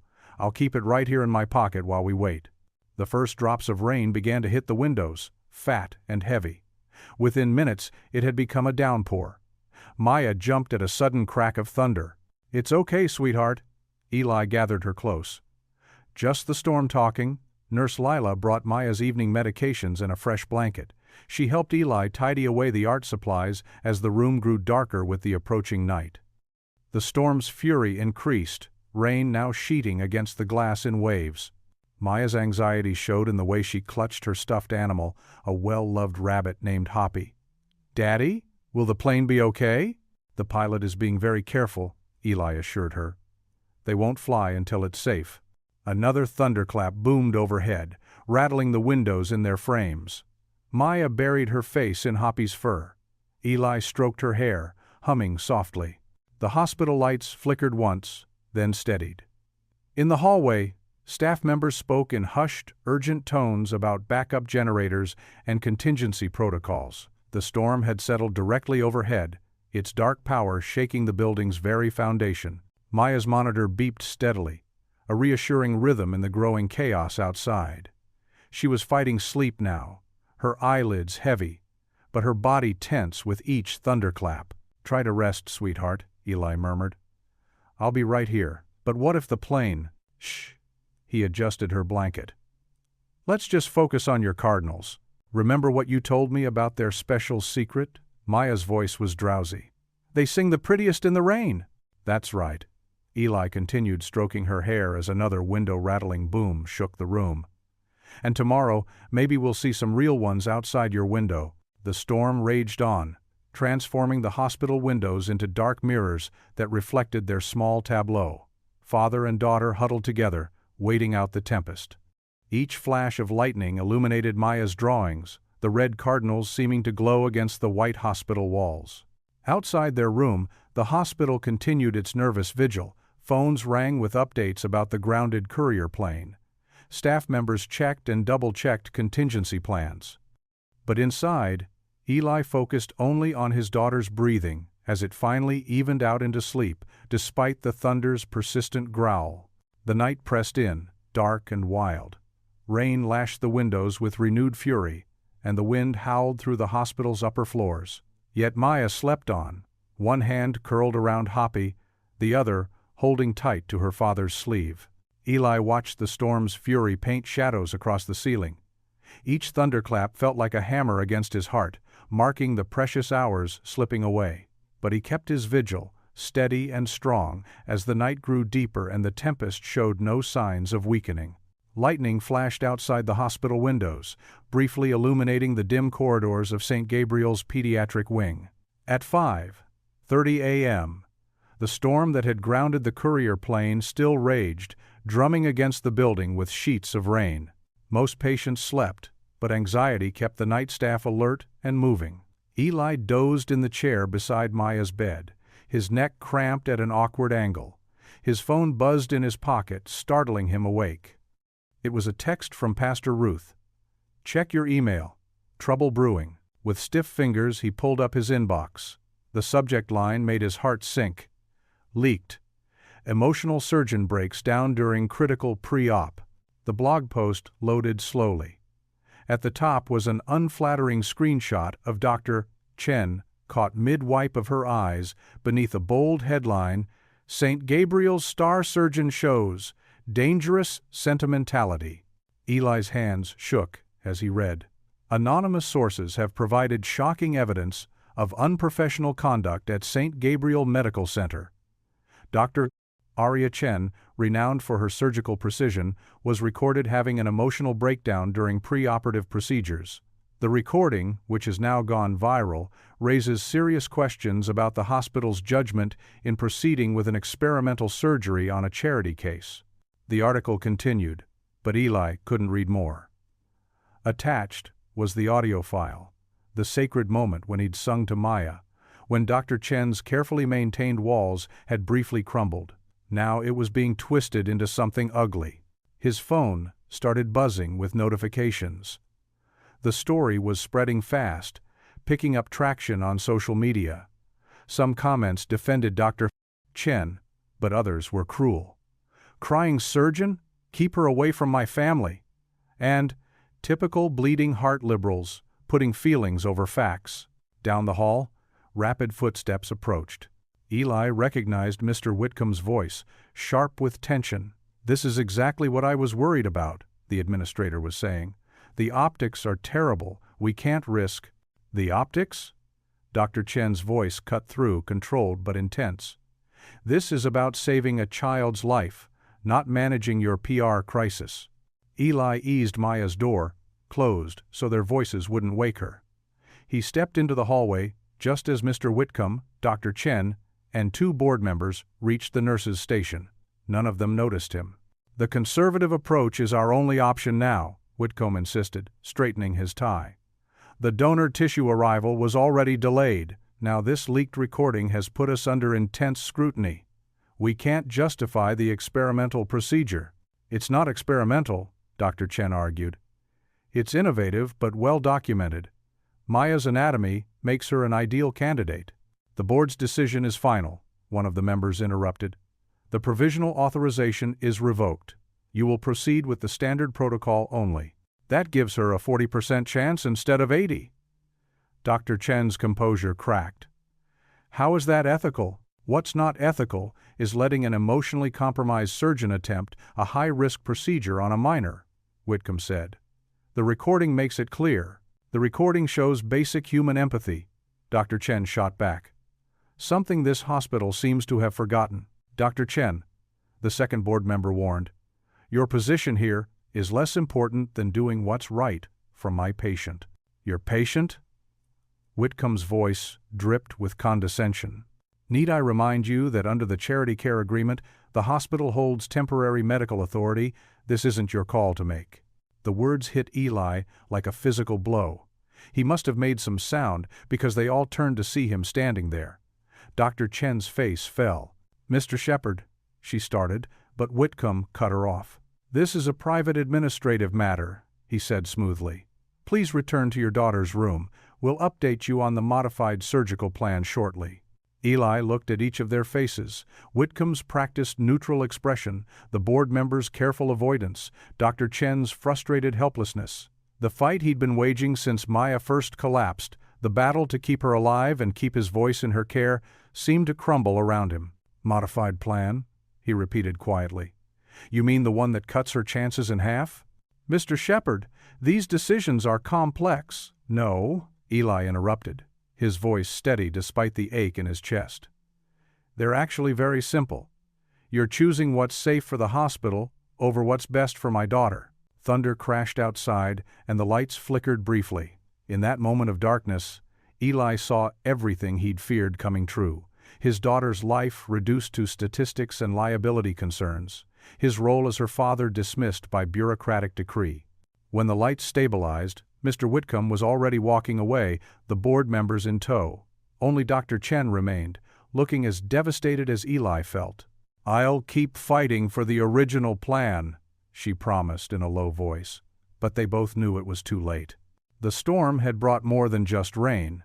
It had brought a tide of public opinion and institutional fear that would drown their careful hopes. Eli watched them disappear down the corridor, leaving him alone with the thunder and the weight of powerlessness pressing down on his shoulders. Through Maya's door, he could hear her sleeping peacefully, unaware that the chance they'd been counting on had just slipped away. The cardinal pin from Mrs. Ainsley Carter glinted on her blanket, a cruel reminder of the better outcome they'd almost secured. Eli leaned against the wall, legs weak, as the storm raged on outside. He thought of the donor valve, carefully preserved but possibly compromised by the delay. He thought of Dr. Chen's tears during the lullaby, now weaponized against her compassion. Most of all, he thought of Maya asking him just days ago if she would wake up after surgery. He'd promised her yes. Now, watching his authority over her care dissolve like sugar in rain, he wasn't sure he could keep that promise anymore.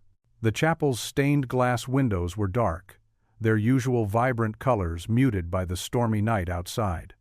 Only a few electric candles flickered in wall sconces, casting long shadows across empty pews.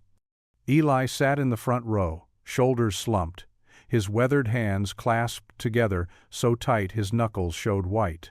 The cardinal pin from Mrs. Ainsley Carter caught what little light there was, its red enamel surface dull against his palm. He'd taken it from Maya's blanket before leaving her room, needing something solid to hold on to while his world seemed to crumble. Lord, he whispered, voice rough with exhaustion, I don't know what to do anymore. The words echoed slightly in the empty space. They're taking away my chance to fight for her, my own daughter. His voice broke. The chapel door opened with a soft creak. Footsteps, hesitant at first, then more determined, clicked against the tile floor. Eli didn't need to turn around to know who it was. He recognized the precise rhythm of Dr. Chen's walk. She sat down beside him, leaving one empty seat between them. Her surgical scrubs were wrinkled, and dark circles shadowed her eyes. For a long moment, they sat in silence, both watching the electric flames flicker. When you sang that lullaby, Dr. Chen finally said, her voice barely above a whisper, I remembered why I became a doctor. She paused, swallowing hard. It wasn't about protocols or success rates or hospital politics. It was about helping people, really helping them. Eli turned the cardinal pin over in his hands. They're going to make me watch while they do the safer surgery. The one you said might not be enough. I know. Dr. Chen's professional mask cracked completely, showing raw pain beneath. I've spent years building walls, following rules, being exactly what they wanted. Perfect, controlled. Because I thought that's what it took to prevent what happened to my brother. She drew a shaky breath. But sometimes, the rules are wrong. What happened to him? Eli asked softly. He needed specialized care. The doctors wouldn't listen to our parents' concerns because of, she gestured vaguely, assumptions, cultural barriers. By the time someone finally took them seriously, it was too late. Her hands clenched in her lap. I promised myself I'd become the kind of doctor who would listen, who would fight for every patient. And now they want you to play it safe, Eli finished. The conservative approach isn't wrong. Exactly, Dr. Chen said. It's just not the best we could do for Maya. Not with her specific condition. She turned to face him fully. Mr. Shepard, I am so sorry. I should have fought harder when Mr. Whitcomb revoked the authorization. The chapel door opened again, more urgently this time. Nurse Lila hurried in, clutching a manila folder, her gray hair escaping its usual neat bun. There you both are! I've been looking everywhere! She strode down the aisle, waving the folder. The latest labs just came back. Maya's parameters. They're different than we expected. She thrust the papers at Dr. Chen, who quickly scanned them, her expression shifting from professional interest to cautious hope. These numbers, Dr. Chen muttered, flipping pages rapidly. The tissue adaptation markers. Exactly. Nurse Lila's eyes were bright. What if we modified the hybrid plan? Use the intact portion of the donor valve, combine it with autologous patching? Dr. Chen stood up, pacing as she read. A hybrid. Of the hybrid. It would be audacious, but she stopped suddenly, turning to them. It could work. The approach would be more conservative than the original bold plan, but more aggressive than the safe option. And these numbers suggest Maya's heart might actually handle it better. Eli stood too, hope warring with fear in his chest. But will they approve it? After everything that's happened? The modified procedure falls within my standard surgical authority, Dr. Chen said slowly. It would still need your consent, of course, but... She straightened her shoulders, determination replacing uncertainty. I can defend this plan medically, thoroughly, with data. Nurse Lila touched Eli's arm gently. We're not giving up, Mr. Shepard. Not on Maya, and not on you. Eli looked down at the cardinal pin in his palm, remembering Mrs. Carter's words about sorrow becoming a doorway. Maybe this was another kind of door. Not the one they'd planned on, but one that could still lead to hope. He closed his fingers around the pin, feeling its edges press into his skin. We'll try again, he whispered, then looked up at Dr. Chen and Nurse Lila with growing resolve. We'll try again. The small office felt even tinier at midnight, with rain drumming against the window and fluorescent lights humming overhead.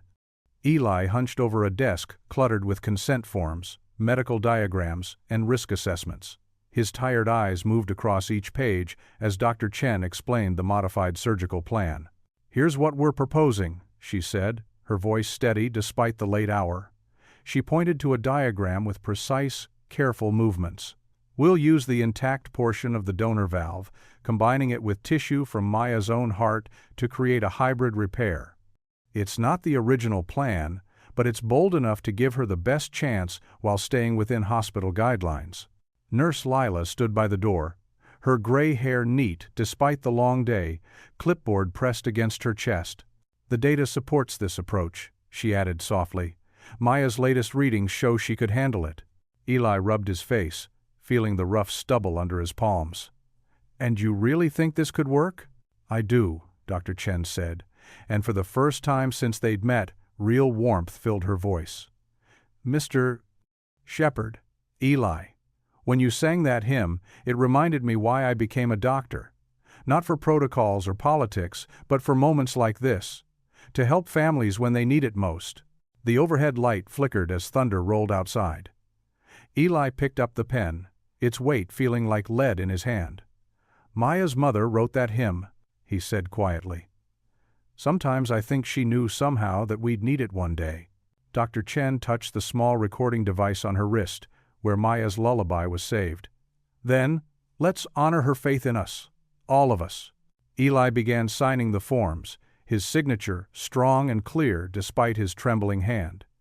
Each page felt like both a surrender and a new kind of hope. Nurse Lila slipped out while they worked, her soft-soled shoes quiet on the linoleum. She returned minutes later with Pastor Ruth, who wore her choir robe over hospital scrubs, the quilted sash catching the light. "The night shift is with us," Lila reported. "They'll keep the hallway vigil going in rotating shifts.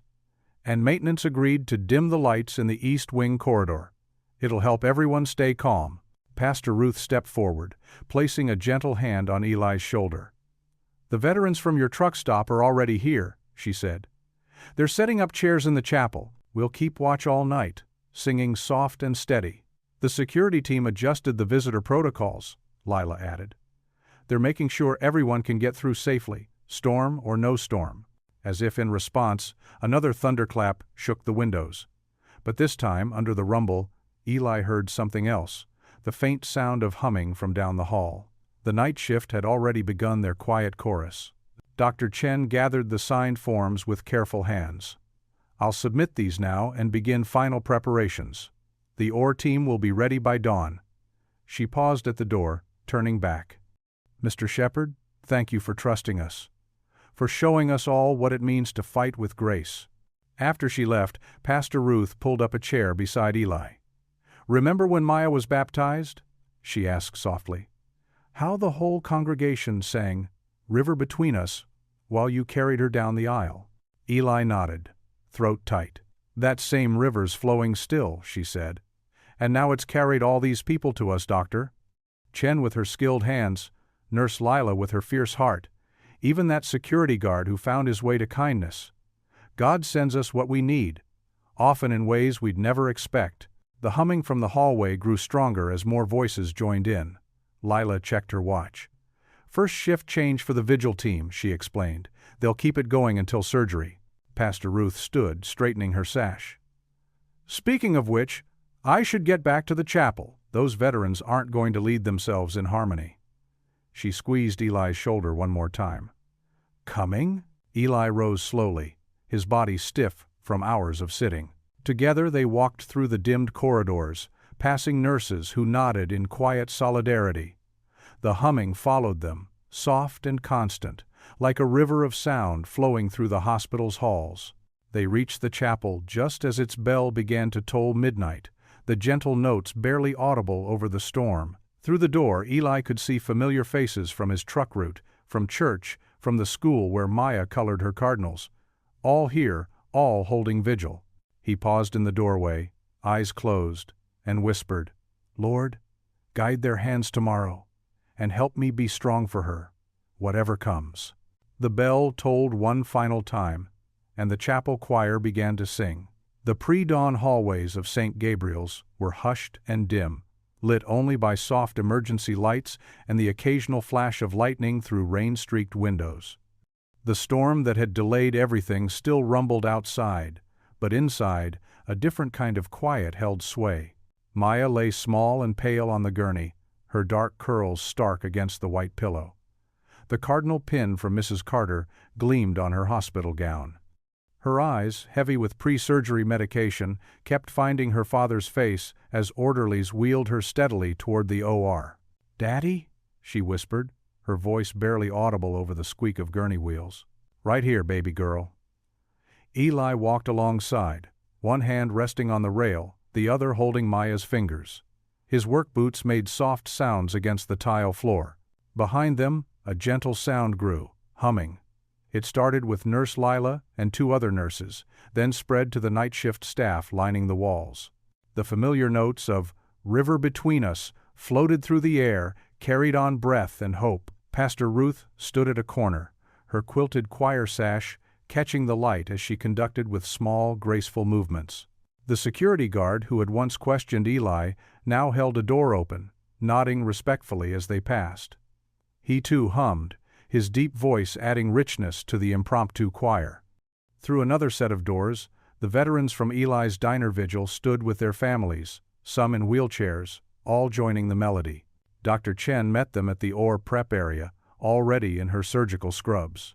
Her usual cool mask had softened into something more human, more present. She wore a small device on her wrist, the recording ready to guide her hands. "We're going to take good care of her," she told Eli, her dark eyes steady. "The team is ready, the tissue is viable, and we have our metronome." She touched the device gently. Maya's fingers tightened around Eli's.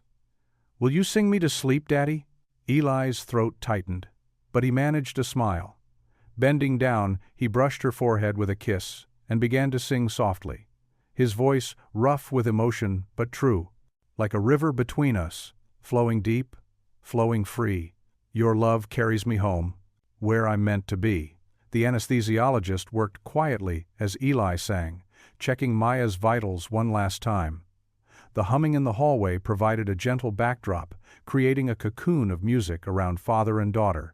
Maya's eyes grew heavier, but she fought to keep them open. "Love you, Daddy," she murmured. "Love you too, baby girl. I'll be right here when you wake up." Her small hand went limp in his as the medication took hold. Eli straightened, his song fading to silence. He looked at Dr. Chen, who nodded once, understanding everything he couldn't say. The OR doors loomed ahead, marking the point where he could go no further. Eli forced himself to release the gurney rail, watching as they wheeled his whole world away. The doors swung shut with a soft click that felt like thunder. Inside the OR, Dr. Chen and her team worked with practiced efficiency. Monitors beeped steadily, showing Maya's vital signs. Surgical lights cast everything in stark relief as they prepped the donor tissue and began the delicate process of opening Maya's chest. Dr. Chen touched her wrist device, and through her earpiece came the gentle notes of Eli's lullaby. She closed her eyes for just a moment, letting the music center her. When she opened them, her hands were perfectly steady. "Beginning first graft," she announced clearly. The OR fell into focused silence, save for the beeping monitors and the private melody in her ear. Outside, the hallway choir had organized into shifts. Pastor Ruth coordinated with Nurse Lila, ensuring the hymn continued unbroken. Some sang, some hummed, but the music never stopped. Eli paced between them, alternating between silent prayer and joining the song. Hours passed. The storm outside gradually calmed to a gentle rain. Inside the OR, Dr. Chen worked with meticulous care, her movements guided by the lullaby's rhythm. She placed each suture with precision, keeping time with the music that had first cracked her professional shell. "Donor tissue accepting well," she noted. Beginning patch integration, the hybrid repair was intricate work, combining the salvage donor valve with Maya's own tissue. Every movement had to be perfect. Dr. Chen's team anticipated her needs seamlessly, passing instruments before she asked, maintaining the delicate balance of pressure and support. The critical moment came as they prepared to restore blood flow through the repaired section. The OR held its collective breath. Dr. Chen's hands remained steady, guided by the gentle song in her ear. "Releasing clamp," she said quietly. For a heartbeat, nothing changed. Then the monitors registered a new rhythm, strong, stable, sure. Maya's heart was beating with renewed strength, accepting the hybrid repair. "Primary graft holding," the assistant surgeon confirmed. "Rhythm stabilizing." A subtle release of tension rippled through the OR team. They weren't finished, but the most crucial hurdle had been cleared. Dr. Chen allowed herself a small nod of satisfaction, then returned to her work, the lullaby still playing softly in her ear as she began to close. Through the operating room windows, lightning flashed against the dark sky, casting strange shadows across the sterile equipment. Dr. Brosand, thedark.com. Chen stood perfectly still, her surgical mask concealing her expression as she studied Maya's exposed heart. The recording of "River Between Us" played softly in her earpiece, keeping time with the steady beep of monitors. The modified hybrid procedure had been underway for 3 hours. Sweat beaded beneath Dr. Chen's surgical cap as she delicately manipulated the donor valve tissue. The OR team moved around her in practiced synchronization, passing instruments and adjusting lights with barely a whisper. "BP holding steady," the anesthesiologist reported quietly. Dr. Chen nodded, her gloved hands never faltering. In her ear, Eli's rich baritone continued its gentle rhythm. The song that had first cracked her professional shell now served as her anchor, each familiar note helping her maintain perfect focus. "Sutures ready," her assistant murmured. Thunder crashed outside, making several people jump. But Dr. Chen remained motionless, her hands steady, as she began the intricate process of securing the donor tissue. The hymn in her ear drowned out the storm's fury. "Oh, 2 stats good," came another update. "Heart rate stable." Hour 4 brought the first real challenge. As Dr. Chen prepared to complete the final graft, she noticed an unexpected weakness in the surrounding tissue. Her breath caught. This could compromise everything they'd worked for. The OR grew tenser. Everyone sensed the sudden shift in energy. Dr. Chen's shoulders tightened as she assessed the situation. The safe procedure would have avoided this entirely. Maybe the critics had been right. But then Eli's voice rose in her earpiece, hitting the chorus she now knew by heart. "Like a river between us, flowing with grace." Dr. Chen closed her eyes for 2 seconds, letting the music wash through her. When she opened them, her vision was crystal clear. She knew exactly what to do. "Additional 40 silk," she requested calmly. "We're going to reinforce before we proceed." Her team responded instantly. With the hymn keeping time, Dr. Chen methodically created a stronger foundation for the graft. Her fingers moved with practiced precision, finding solutions that went beyond textbook approaches while staying firmly within sound medical principles. "Remarkable adaptation," her assistant breathed, watching the tissue strengthen under Dr. Chen's careful work. Minutes ticked by. The storm continued its assault outside, but inside the OR, nothing existed except the steady rhythm of the song and the delicate dance of surgical instruments. Dr. Chen worked with unwavering concentration, her movements fluid and sure. "Final sutures," she announced quietly. The tension in the room peaked. This was the moment that would determine if their modified approach had succeeded. Dr. Chen began the closing process, her hands moving in perfect time with the gentle melody in her ear. Lightning flashed again, illuminating the OR in stark white for a split second. Thunder followed immediately, rattling the windows with its force. But Dr. Chen never flinched. The music carried her through each careful stitch. "Beginning circulation restoration," she said. The team held their breath. This was the crucial moment. Would Maya's heart accept the hybrid repair? Would it beat properly, on its own? Monitors beeped steadily. Dr. Chen stood absolutely still, watching intently. The sound of rain hammering against the windows filled the tense silence. 1 second passed. 2, 3. The OR was completely silent, except for the storm outside and the soft beeping of machines. Every person in the room seemed to be holding their breath, waiting. Then Maya's heart gave a strong, steady beat. Another followed, and another. The monitors showed clear, robust rhythms. The modified procedure had worked perfectly. A collective exhale swept through the room. Someone let out a muffled sob of relief. Dr. Chen's shoulders relaxed slightly as she watched the healthy beating continue. "Rhythm is perfect," the cardiologist confirmed, voice thick with emotion. Strong contractile response. Cheers erupted from the team. Nurses hugged each other. The anesthesiologist wiped tears from his eyes. Even the usually stoic surgical assistants were grinning behind their masks. Dr. Chen remained focused on Maya's heart, watching it beat with newfound strength. In her earpiece, the final notes of "River Between Us" faded away, replaced by the beautiful sound of successful surgery, a young heart beating strong and sure, ready to carry its precious owner into the future. Rain drummed against the windows of the family waiting room, where shadows had lengthened into evening. Eli sat hunched forward in a worn vinyl chair, his calloused hands clasped so tightly his knuckles had gone white. The cardinal pin from Mrs. Ainsley Carter caught the fluorescent light, secured carefully to his shirt pocket. Around him, the quiet murmur of worried families filled the space. An elderly couple dozed in the corner, while a young mother paced with her toddler. Pastor Ruth sat beside Eli, her quilted choir sash draped across her lap as she worked on another length of stitching. Her weathered fingers moved steadily, though her eyes kept drifting to the clock on the wall. 6 hours now, she said softly, not looking up from her needlework. The Lord is with them in that operating room, Eli. Every second. Eli could only manage a tight nod. His throat felt too thick for words.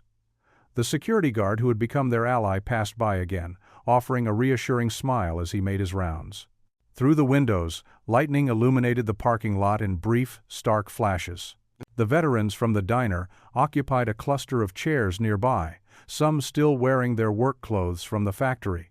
They had been rotating shifts at the vigil since surgery began, bringing coffee and sharing quiet stories of their own medical battles. One of them, a gruff older man named Joe, had been humming "River Between Us" under his breath for the past hour. A young nurse neither recognized appeared in the doorway, clipboard in hand. "Family of Thomas?" she called out. The elderly couple stirred, gathering their things. Eli watched them follow her out, his heart clenching. How many more minutes or hours would he have to wait? The storm grew louder, rain pelting the windows with renewed fury.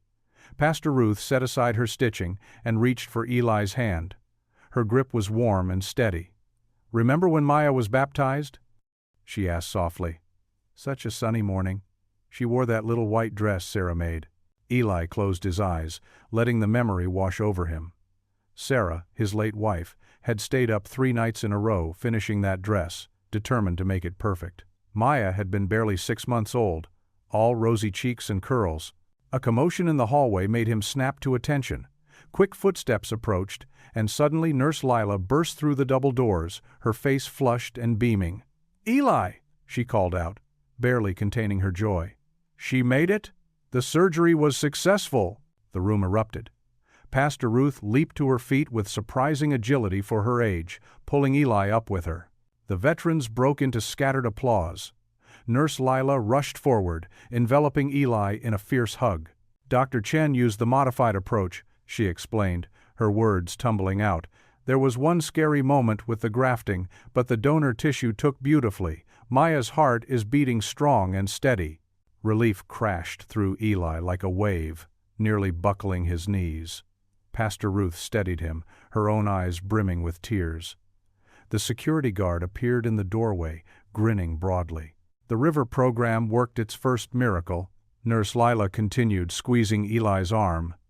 "That hymn in Dr. Chen's ear kept her hand steady right through the storm. She said it was like Sarah was there, guiding every stitch." Something broke open in Eli's chest at those words.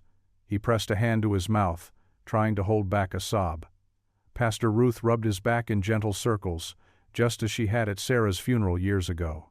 "Come on now," she said, her voice ringing with joy. "This calls for proper thanksgiving." She reached for her choir sash, draping it over her shoulders. Several of the veterans who sang in her church choir stood up, recognizing her signal. Pastor Ruth's clear voice lifted in the opening notes of "River Between Us." One by one, others joined in. The veterans, Nurse Lila, even the young mother with her toddler. The security guard's deep bass added richness to the harmony. Strangers reached for each other's hands, forming an impromptu circle of celebration. "Like a river between us, your love flows free. Through the heart of the storm, you carry me. When the night is longest, when faith runs dry, still the water's rising, love never dies." The hymn filled every corner of the waiting room, spilling out into the hallway, where other families and staff stopped to listen. Eli stood in the middle of it all, tears streaming freely down his face now. He felt Sarah's presence so strongly, in the music she'd written, in the love that had carried their daughter through. "Thank you," he whispered, the words barely audible beneath the singing. "Thank you, thank you, thank you." All around him, voices rose in hope and gratitude, weaving together like the threads of Pastor Ruth's quilted sashes. Outside, the storm continued to rage, But in here, the river of grace flowed steady and true, carrying them all toward morning. 3 days after the surgery, late morning sunlight streamed through the pediatric ICU window, casting warm patterns across Maya's hospital bed. The steady beep of monitors had become a familiar rhythm, but today they sang a stronger song. Fresh flowers brightened the windowsill, cheerful daisies from the nurses, and a small vase of red carnations from Pastor Ruth's choir. Eli hadn't left Maya's side since the surgery, except for quick trips to the bathroom down the hall. He dozed in the bedside recliner, still wearing the same wrinkled plaid shirt, his work boots kicked off under the chair. Dark circles shadowed his eyes, but peace had settled onto his weathered face. The worst was over. A slight movement from the bed made him stir. Maya's fingers twitched against the white hospital blanket. Eli leaned forward, fully awake now, his heart racing as he watched his daughter's eyelids flutter. "Maya," he whispered, taking her small hand in his. "I'm right here, baby girl." She turned her head slightly toward his voice. Her eyes opened slowly, still heavy with medication. For a moment, she just blinked at the ceiling, getting her bearings in the strange room. Then her gaze found his face. "Daddy," she breathed, barely audible through dry lips. Eli's vision blurred with tears. He squeezed her hand gently. "Hey there, sweetheart." Maya's eyes roamed the unfamiliar room, taking in the medical equipment and cheerful animal paintings on the walls. Her free hand drifted up to touch the bandages on her chest, but Eli caught it carefully. "Easy now," he said softly. "You need to rest still." She nodded slightly, then looked back at him. Her lips moved, forming words he had to lean close to hear. "Daddy, sing?" The simple request made his throat tight with emotion. How many times had he sung to her in this hospital? Before the surgery? During the long nights of waiting? Through all their fears? But this time was different.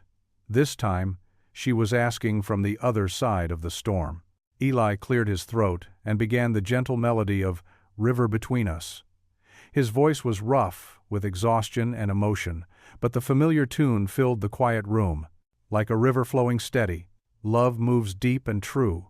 Through the storms and through the sunshine, I'll stay right here with you. As he started the second verse, something magical happened. Maya's soft voice joined his, barely a whisper but clear as morning light. She remembered every word her mother had written, even after everything she'd been through. "When the rapids rush around us, when the way ahead's unclear, feel my hand here beside you, know that I am near." Movement at the door caught Eli's attention. Nurse Lila stood there, clipboard pressed to her chest, smiling through tears. Behind her, Dr. Eli's. Chen had paused in her rounds, her usual professional mask softened by wonder. Other staff members gathered quietly, drawn by the duet floating through the hallway. Maya's voice grew tired, but she kept humming along as Eli finished the verse. Her eyes started to drift closed again, but a small smile stayed on her face. The monitors kept their steady rhythm, stronger than before. "That's my brave girl," Eli whispered, smoothing her hair back from her forehead. "You rest now. I'll be right here." "Promise?" she murmured, already half asleep. "Promise. Just like the river, remember?" Maya nodded slightly, her breathing evening out as she drifted back to sleep. But this time her face was peaceful, no trace of pain or fear. The cardinal pin gleamed on her pillow where Eli had placed it, a bright spot of hope against the white hospital linens. Nurse Lila stepped quietly into the room to check Maya's vitals. "Everything looks perfect," she whispered to Eli, patting his shoulder. "Her heart is holding strong." Eli nodded, unable to speak past the lump in his throat. He kept holding Maya's hand, watching her chest rise and fall with each steady breath. The morning sunlight caught the tears on his cheeks, but he didn't bother wiping them away. These were tears of gratitude, of joy, of answered prayers. The small crowd at the door dispersed slowly, returning to their duties, but the echo of the father-daughter duet seemed to linger in the air. Dr. Chen was the last to leave, pausing at the threshold to look back at her patient. For a moment, her usual professional distance fell away completely, and she smiled. Really smiled, at the sight of Maya sleeping peacefully, while Eli kept his faithful vigil. The monitors continued their reassuring rhythm, keeping time with Maya's strengthening heart. Outside the window, a cardinal landed on the windowsill, its bright feathers catching the sunlight. Maya slept on, her hand still held safely in her father's, while the morning light filled the room with promise. Morning light filled the St. Gabriel Medical Center's mahogany-paneled boardroom. Fresh coffee steamed in paper cups, and the usual formal atmosphere felt warmer, more human.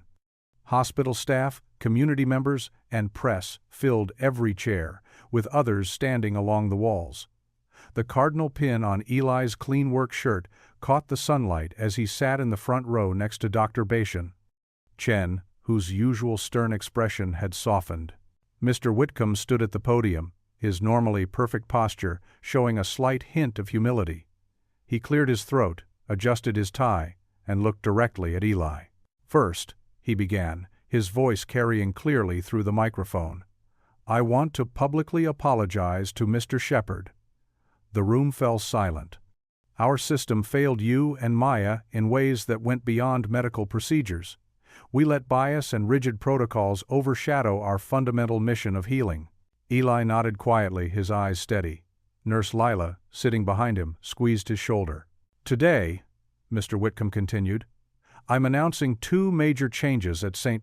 Gabriel. First, the implementation of our new Family Advocacy Waiver Program, ensuring no parent faces unnecessary barriers when fighting for their child's care." He lifted a blue folder.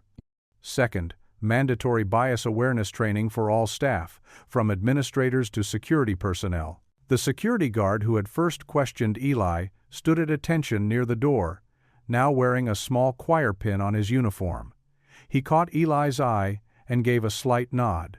Dr. Chen rose next, her surgical precision evident in her measured steps to the podium. "The recording that touched so many hearts during Maya's surgery will now serve an even greater purpose," she announced.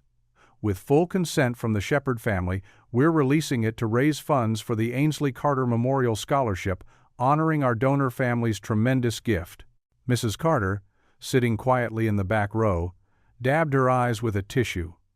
Her letter to Eli had sparked a chain of mercy that would now help other families. "But we're not stopping there," Dr. Chen continued, gesturing for Eli to join her. He walked up, his work boots quiet on the carpet, his presence somehow filling the room without saying a word. "Mr. Shepard and I are announcing the creation of the River Program," Dr. Chen said, her voice warming with unusual emotion. "A partnership between St. Gabriel and local faith communities to provide music-assisted care, caregiver training, and financial support for families caught between policy gaps." Eli stepped to the microphone. The room leaned forward. He rarely spoke publicly. "When my late wife wrote River Between Us," he said softly, "she believed music could bridge any distance. Now that river's flowing wider than we ever dreamed." Pastor Ruth, wearing her choir sash, beamed from her seat. Several nurses wiped away tears. "The program will include a dedicated patient advocacy team," Dr. Chen explained, "ensuring every family has a voice in their loved one's care. We're also establishing a medical review board that includes community representatives." Mr. Whitcomb returned to the podium, holding up official documents. "The hospital board has unanimously approved initial funding. We're committed to real change." Applause filled the room. As it died down, Eli turned to where Nurse Lila sat. Their eyes met across the space between them. She had been the first to stand up for him, the first to see past prejudice to the father fighting for his daughter. Without her early intervention, Maya's story might have ended differently. "Thank you," he mouthed silently. Lila's eyes crinkled with her gentle smile, and she gave a small wave of acknowledgement as the room erupted in fresh applause. The morning sun streamed stronger through the windows, touching the cardinal pin on Eli's shirt until it glowed like a small flame of hope. The morning sun streamed through the stained glass windows of Grace Community Church, casting rainbow patterns across the worn wooden pews. A handmade quilt of choir sashes, lovingly stitched together from donated pieces, draped the simple altar like a colorful waterfall. Each sash told its own story, some from hospital staff, others from church members, and many from people whose lives had been touched by Maya's journey. The small sanctuary buzzed with quiet energy as people filled the pews. Nurse Lila sat in the front row, dabbing her eyes with a tissue. The security guard, who had become their ally, stood respectfully at the back, his wife beside him in her wheelchair. Dr. Chen, looking different in casual clothes instead of her surgical scrubs, sat near the middle, her usual professional reserve softened by the occasion. Pastor Ruth stood at the pulpit, her silver hair catching the morning light. "Today," she said, her voice warm and clear, "we celebrate healing in all its forms. We celebrate a little girl's courage, a father's love, and a community that came together when it mattered most." The piano began to play softly, the familiar opening notes of "River Between Us." The melody that had started as a mother's lullaby became a prayer in crisis and emerged as a symbol of hope for an entire hospital. At the back of the church, Eli Shepherd straightened his tie, his hands trembling slightly. Maya looked up at him, her face glowing with excitement despite her still pale cheeks. She wore a simple blue dress, and on her collar, the cardinal pin from Mrs. Ainsley Carter caught the light like a tiny flame. "Ready, baby girl?" Eli whispered, offering his arm for support. Maya nodded, her smile bright enough to light up the whole sanctuary. "Ready, Daddy." They began their slow walk down the aisle as the choir started to sing. The hymn's familiar words filled the space, like a river between us flowing. Love keeps moving, grace keeps showing, through the storms and through the night. Faith holds steady, hope burns bright. Maya's steps were careful, but determined. Just 6 weeks after surgery, each step represented a triumph of spirit over circumstance. Eli matched his pace perfectly to hers, just as he had during her first tentative walks in the hospital corridor. Members of the hallway choir, the hospital staff who had hummed Maya through her darkest hours, joined their voices with the church choir. The harmony swelled, filling every corner of the sanctuary with sound. Some sang through tears, remembering those tense days when the outcome had been so uncertain. Halfway down the aisle, Maya paused to catch her breath. Eli squeezed her hand gently, ready to stop if she needed rest. But she squared her small shoulders and kept going, her chin lifted with quiet determination. The cardinal pin bobbed with each step, a bright reminder of the gift of life that had made this moment possible. Dr. Chen watched them pass, no longer hiding behind professional distance. The recording that had once brought criticism now played in hospitals across the country, helping other children find calm before procedures. The River program was growing, breaking down barriers between medical care and human connection. As Maya and Eli approached the altar, the quilt of choir sashes seemed to ripple in the morning light. Each piece represented someone who had chosen love over protocol, compassion over convenience, hope over fear. The security guard's sash hung next to one from Mr. Whitcomb, a visual reminder that healing happened in unexpected ways. The choir's voices rose in the final verse. "In the depth of mercy's reaches, where the heart its wisdom teaches, every soul that fears the night finds a path home in love's light." Maya looked up at her father, tears shining in both their eyes. But these were different tears than the ones they'd shed in the hospital chapel during those desperate hours. These spoke not of fear, but of gratitude, not of loss, but of love that had carried them through. Eli held his daughter steady, supporting her while letting her stand on her own strength, just as he had done throughout their journey. His smile matched hers, both of them awash in the moment's simple joy. The cardinal pin gleamed on Maya's dress, a small red beacon of hope fulfilled. The morning light continued to pour through the windows, painting them in colors of promise as the hymn's last notes faded into reverent silence. Mother's song, father's voice, daughter's courage, all flowing together like the river that had carried them home. The late afternoon sun painted Eli's front porch in warm, honey-gold light. Wind chimes tinkled softly in the gentle breeze, their melody mixing with the cheerful calls of cardinals flitting through the maple trees. The old wooden porch swing creaked rhythmically as Maya sat cross-legged on it, her sketchbook propped against her knees. "Hold still, Mr. Red," she whispered to a particularly bold cardinal that had landed on the porch railing. Her colored pencil moved carefully across the paper, capturing the bright splash of crimson feathers. The cardinal pin from Mrs. Carter glinted on her light summer dress, catching the sunlight. Eli watched from his rocking chair, his heart full. Maya's color had returned strong and healthy in the weeks since the surgery. Her movements were still careful, but growing more confident each day. She hummed absently while she drew, a habit she'd picked up during her recovery. The familiar crunch of tires on gravel announced visitors. Pastor Ruth's ancient station wagon pulled up, followed by Nurse Lila's compact car. Maya looked up from her drawing, her face brightening. "Miss Lila, Pastor Ruth."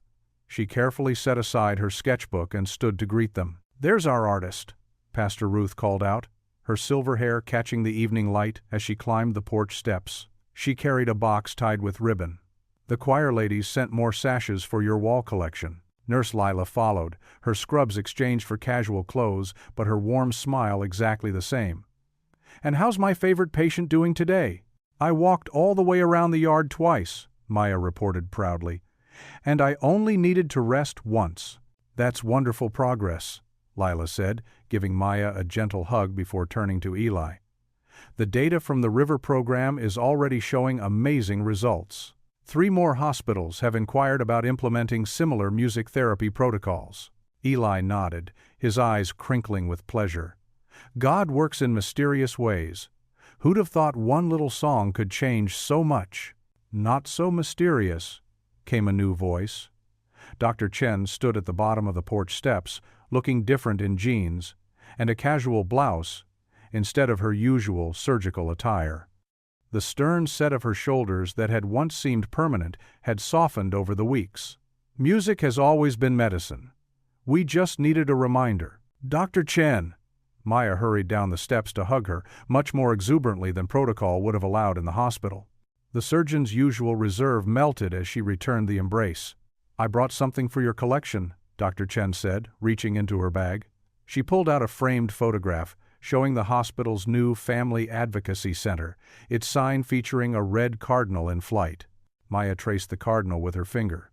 "It looks just like the ones in the maple tree." A particular sweet strain of birdsong drew their attention upward. 3 cardinals darted through the branches, their red feathers brilliant against the evening sky.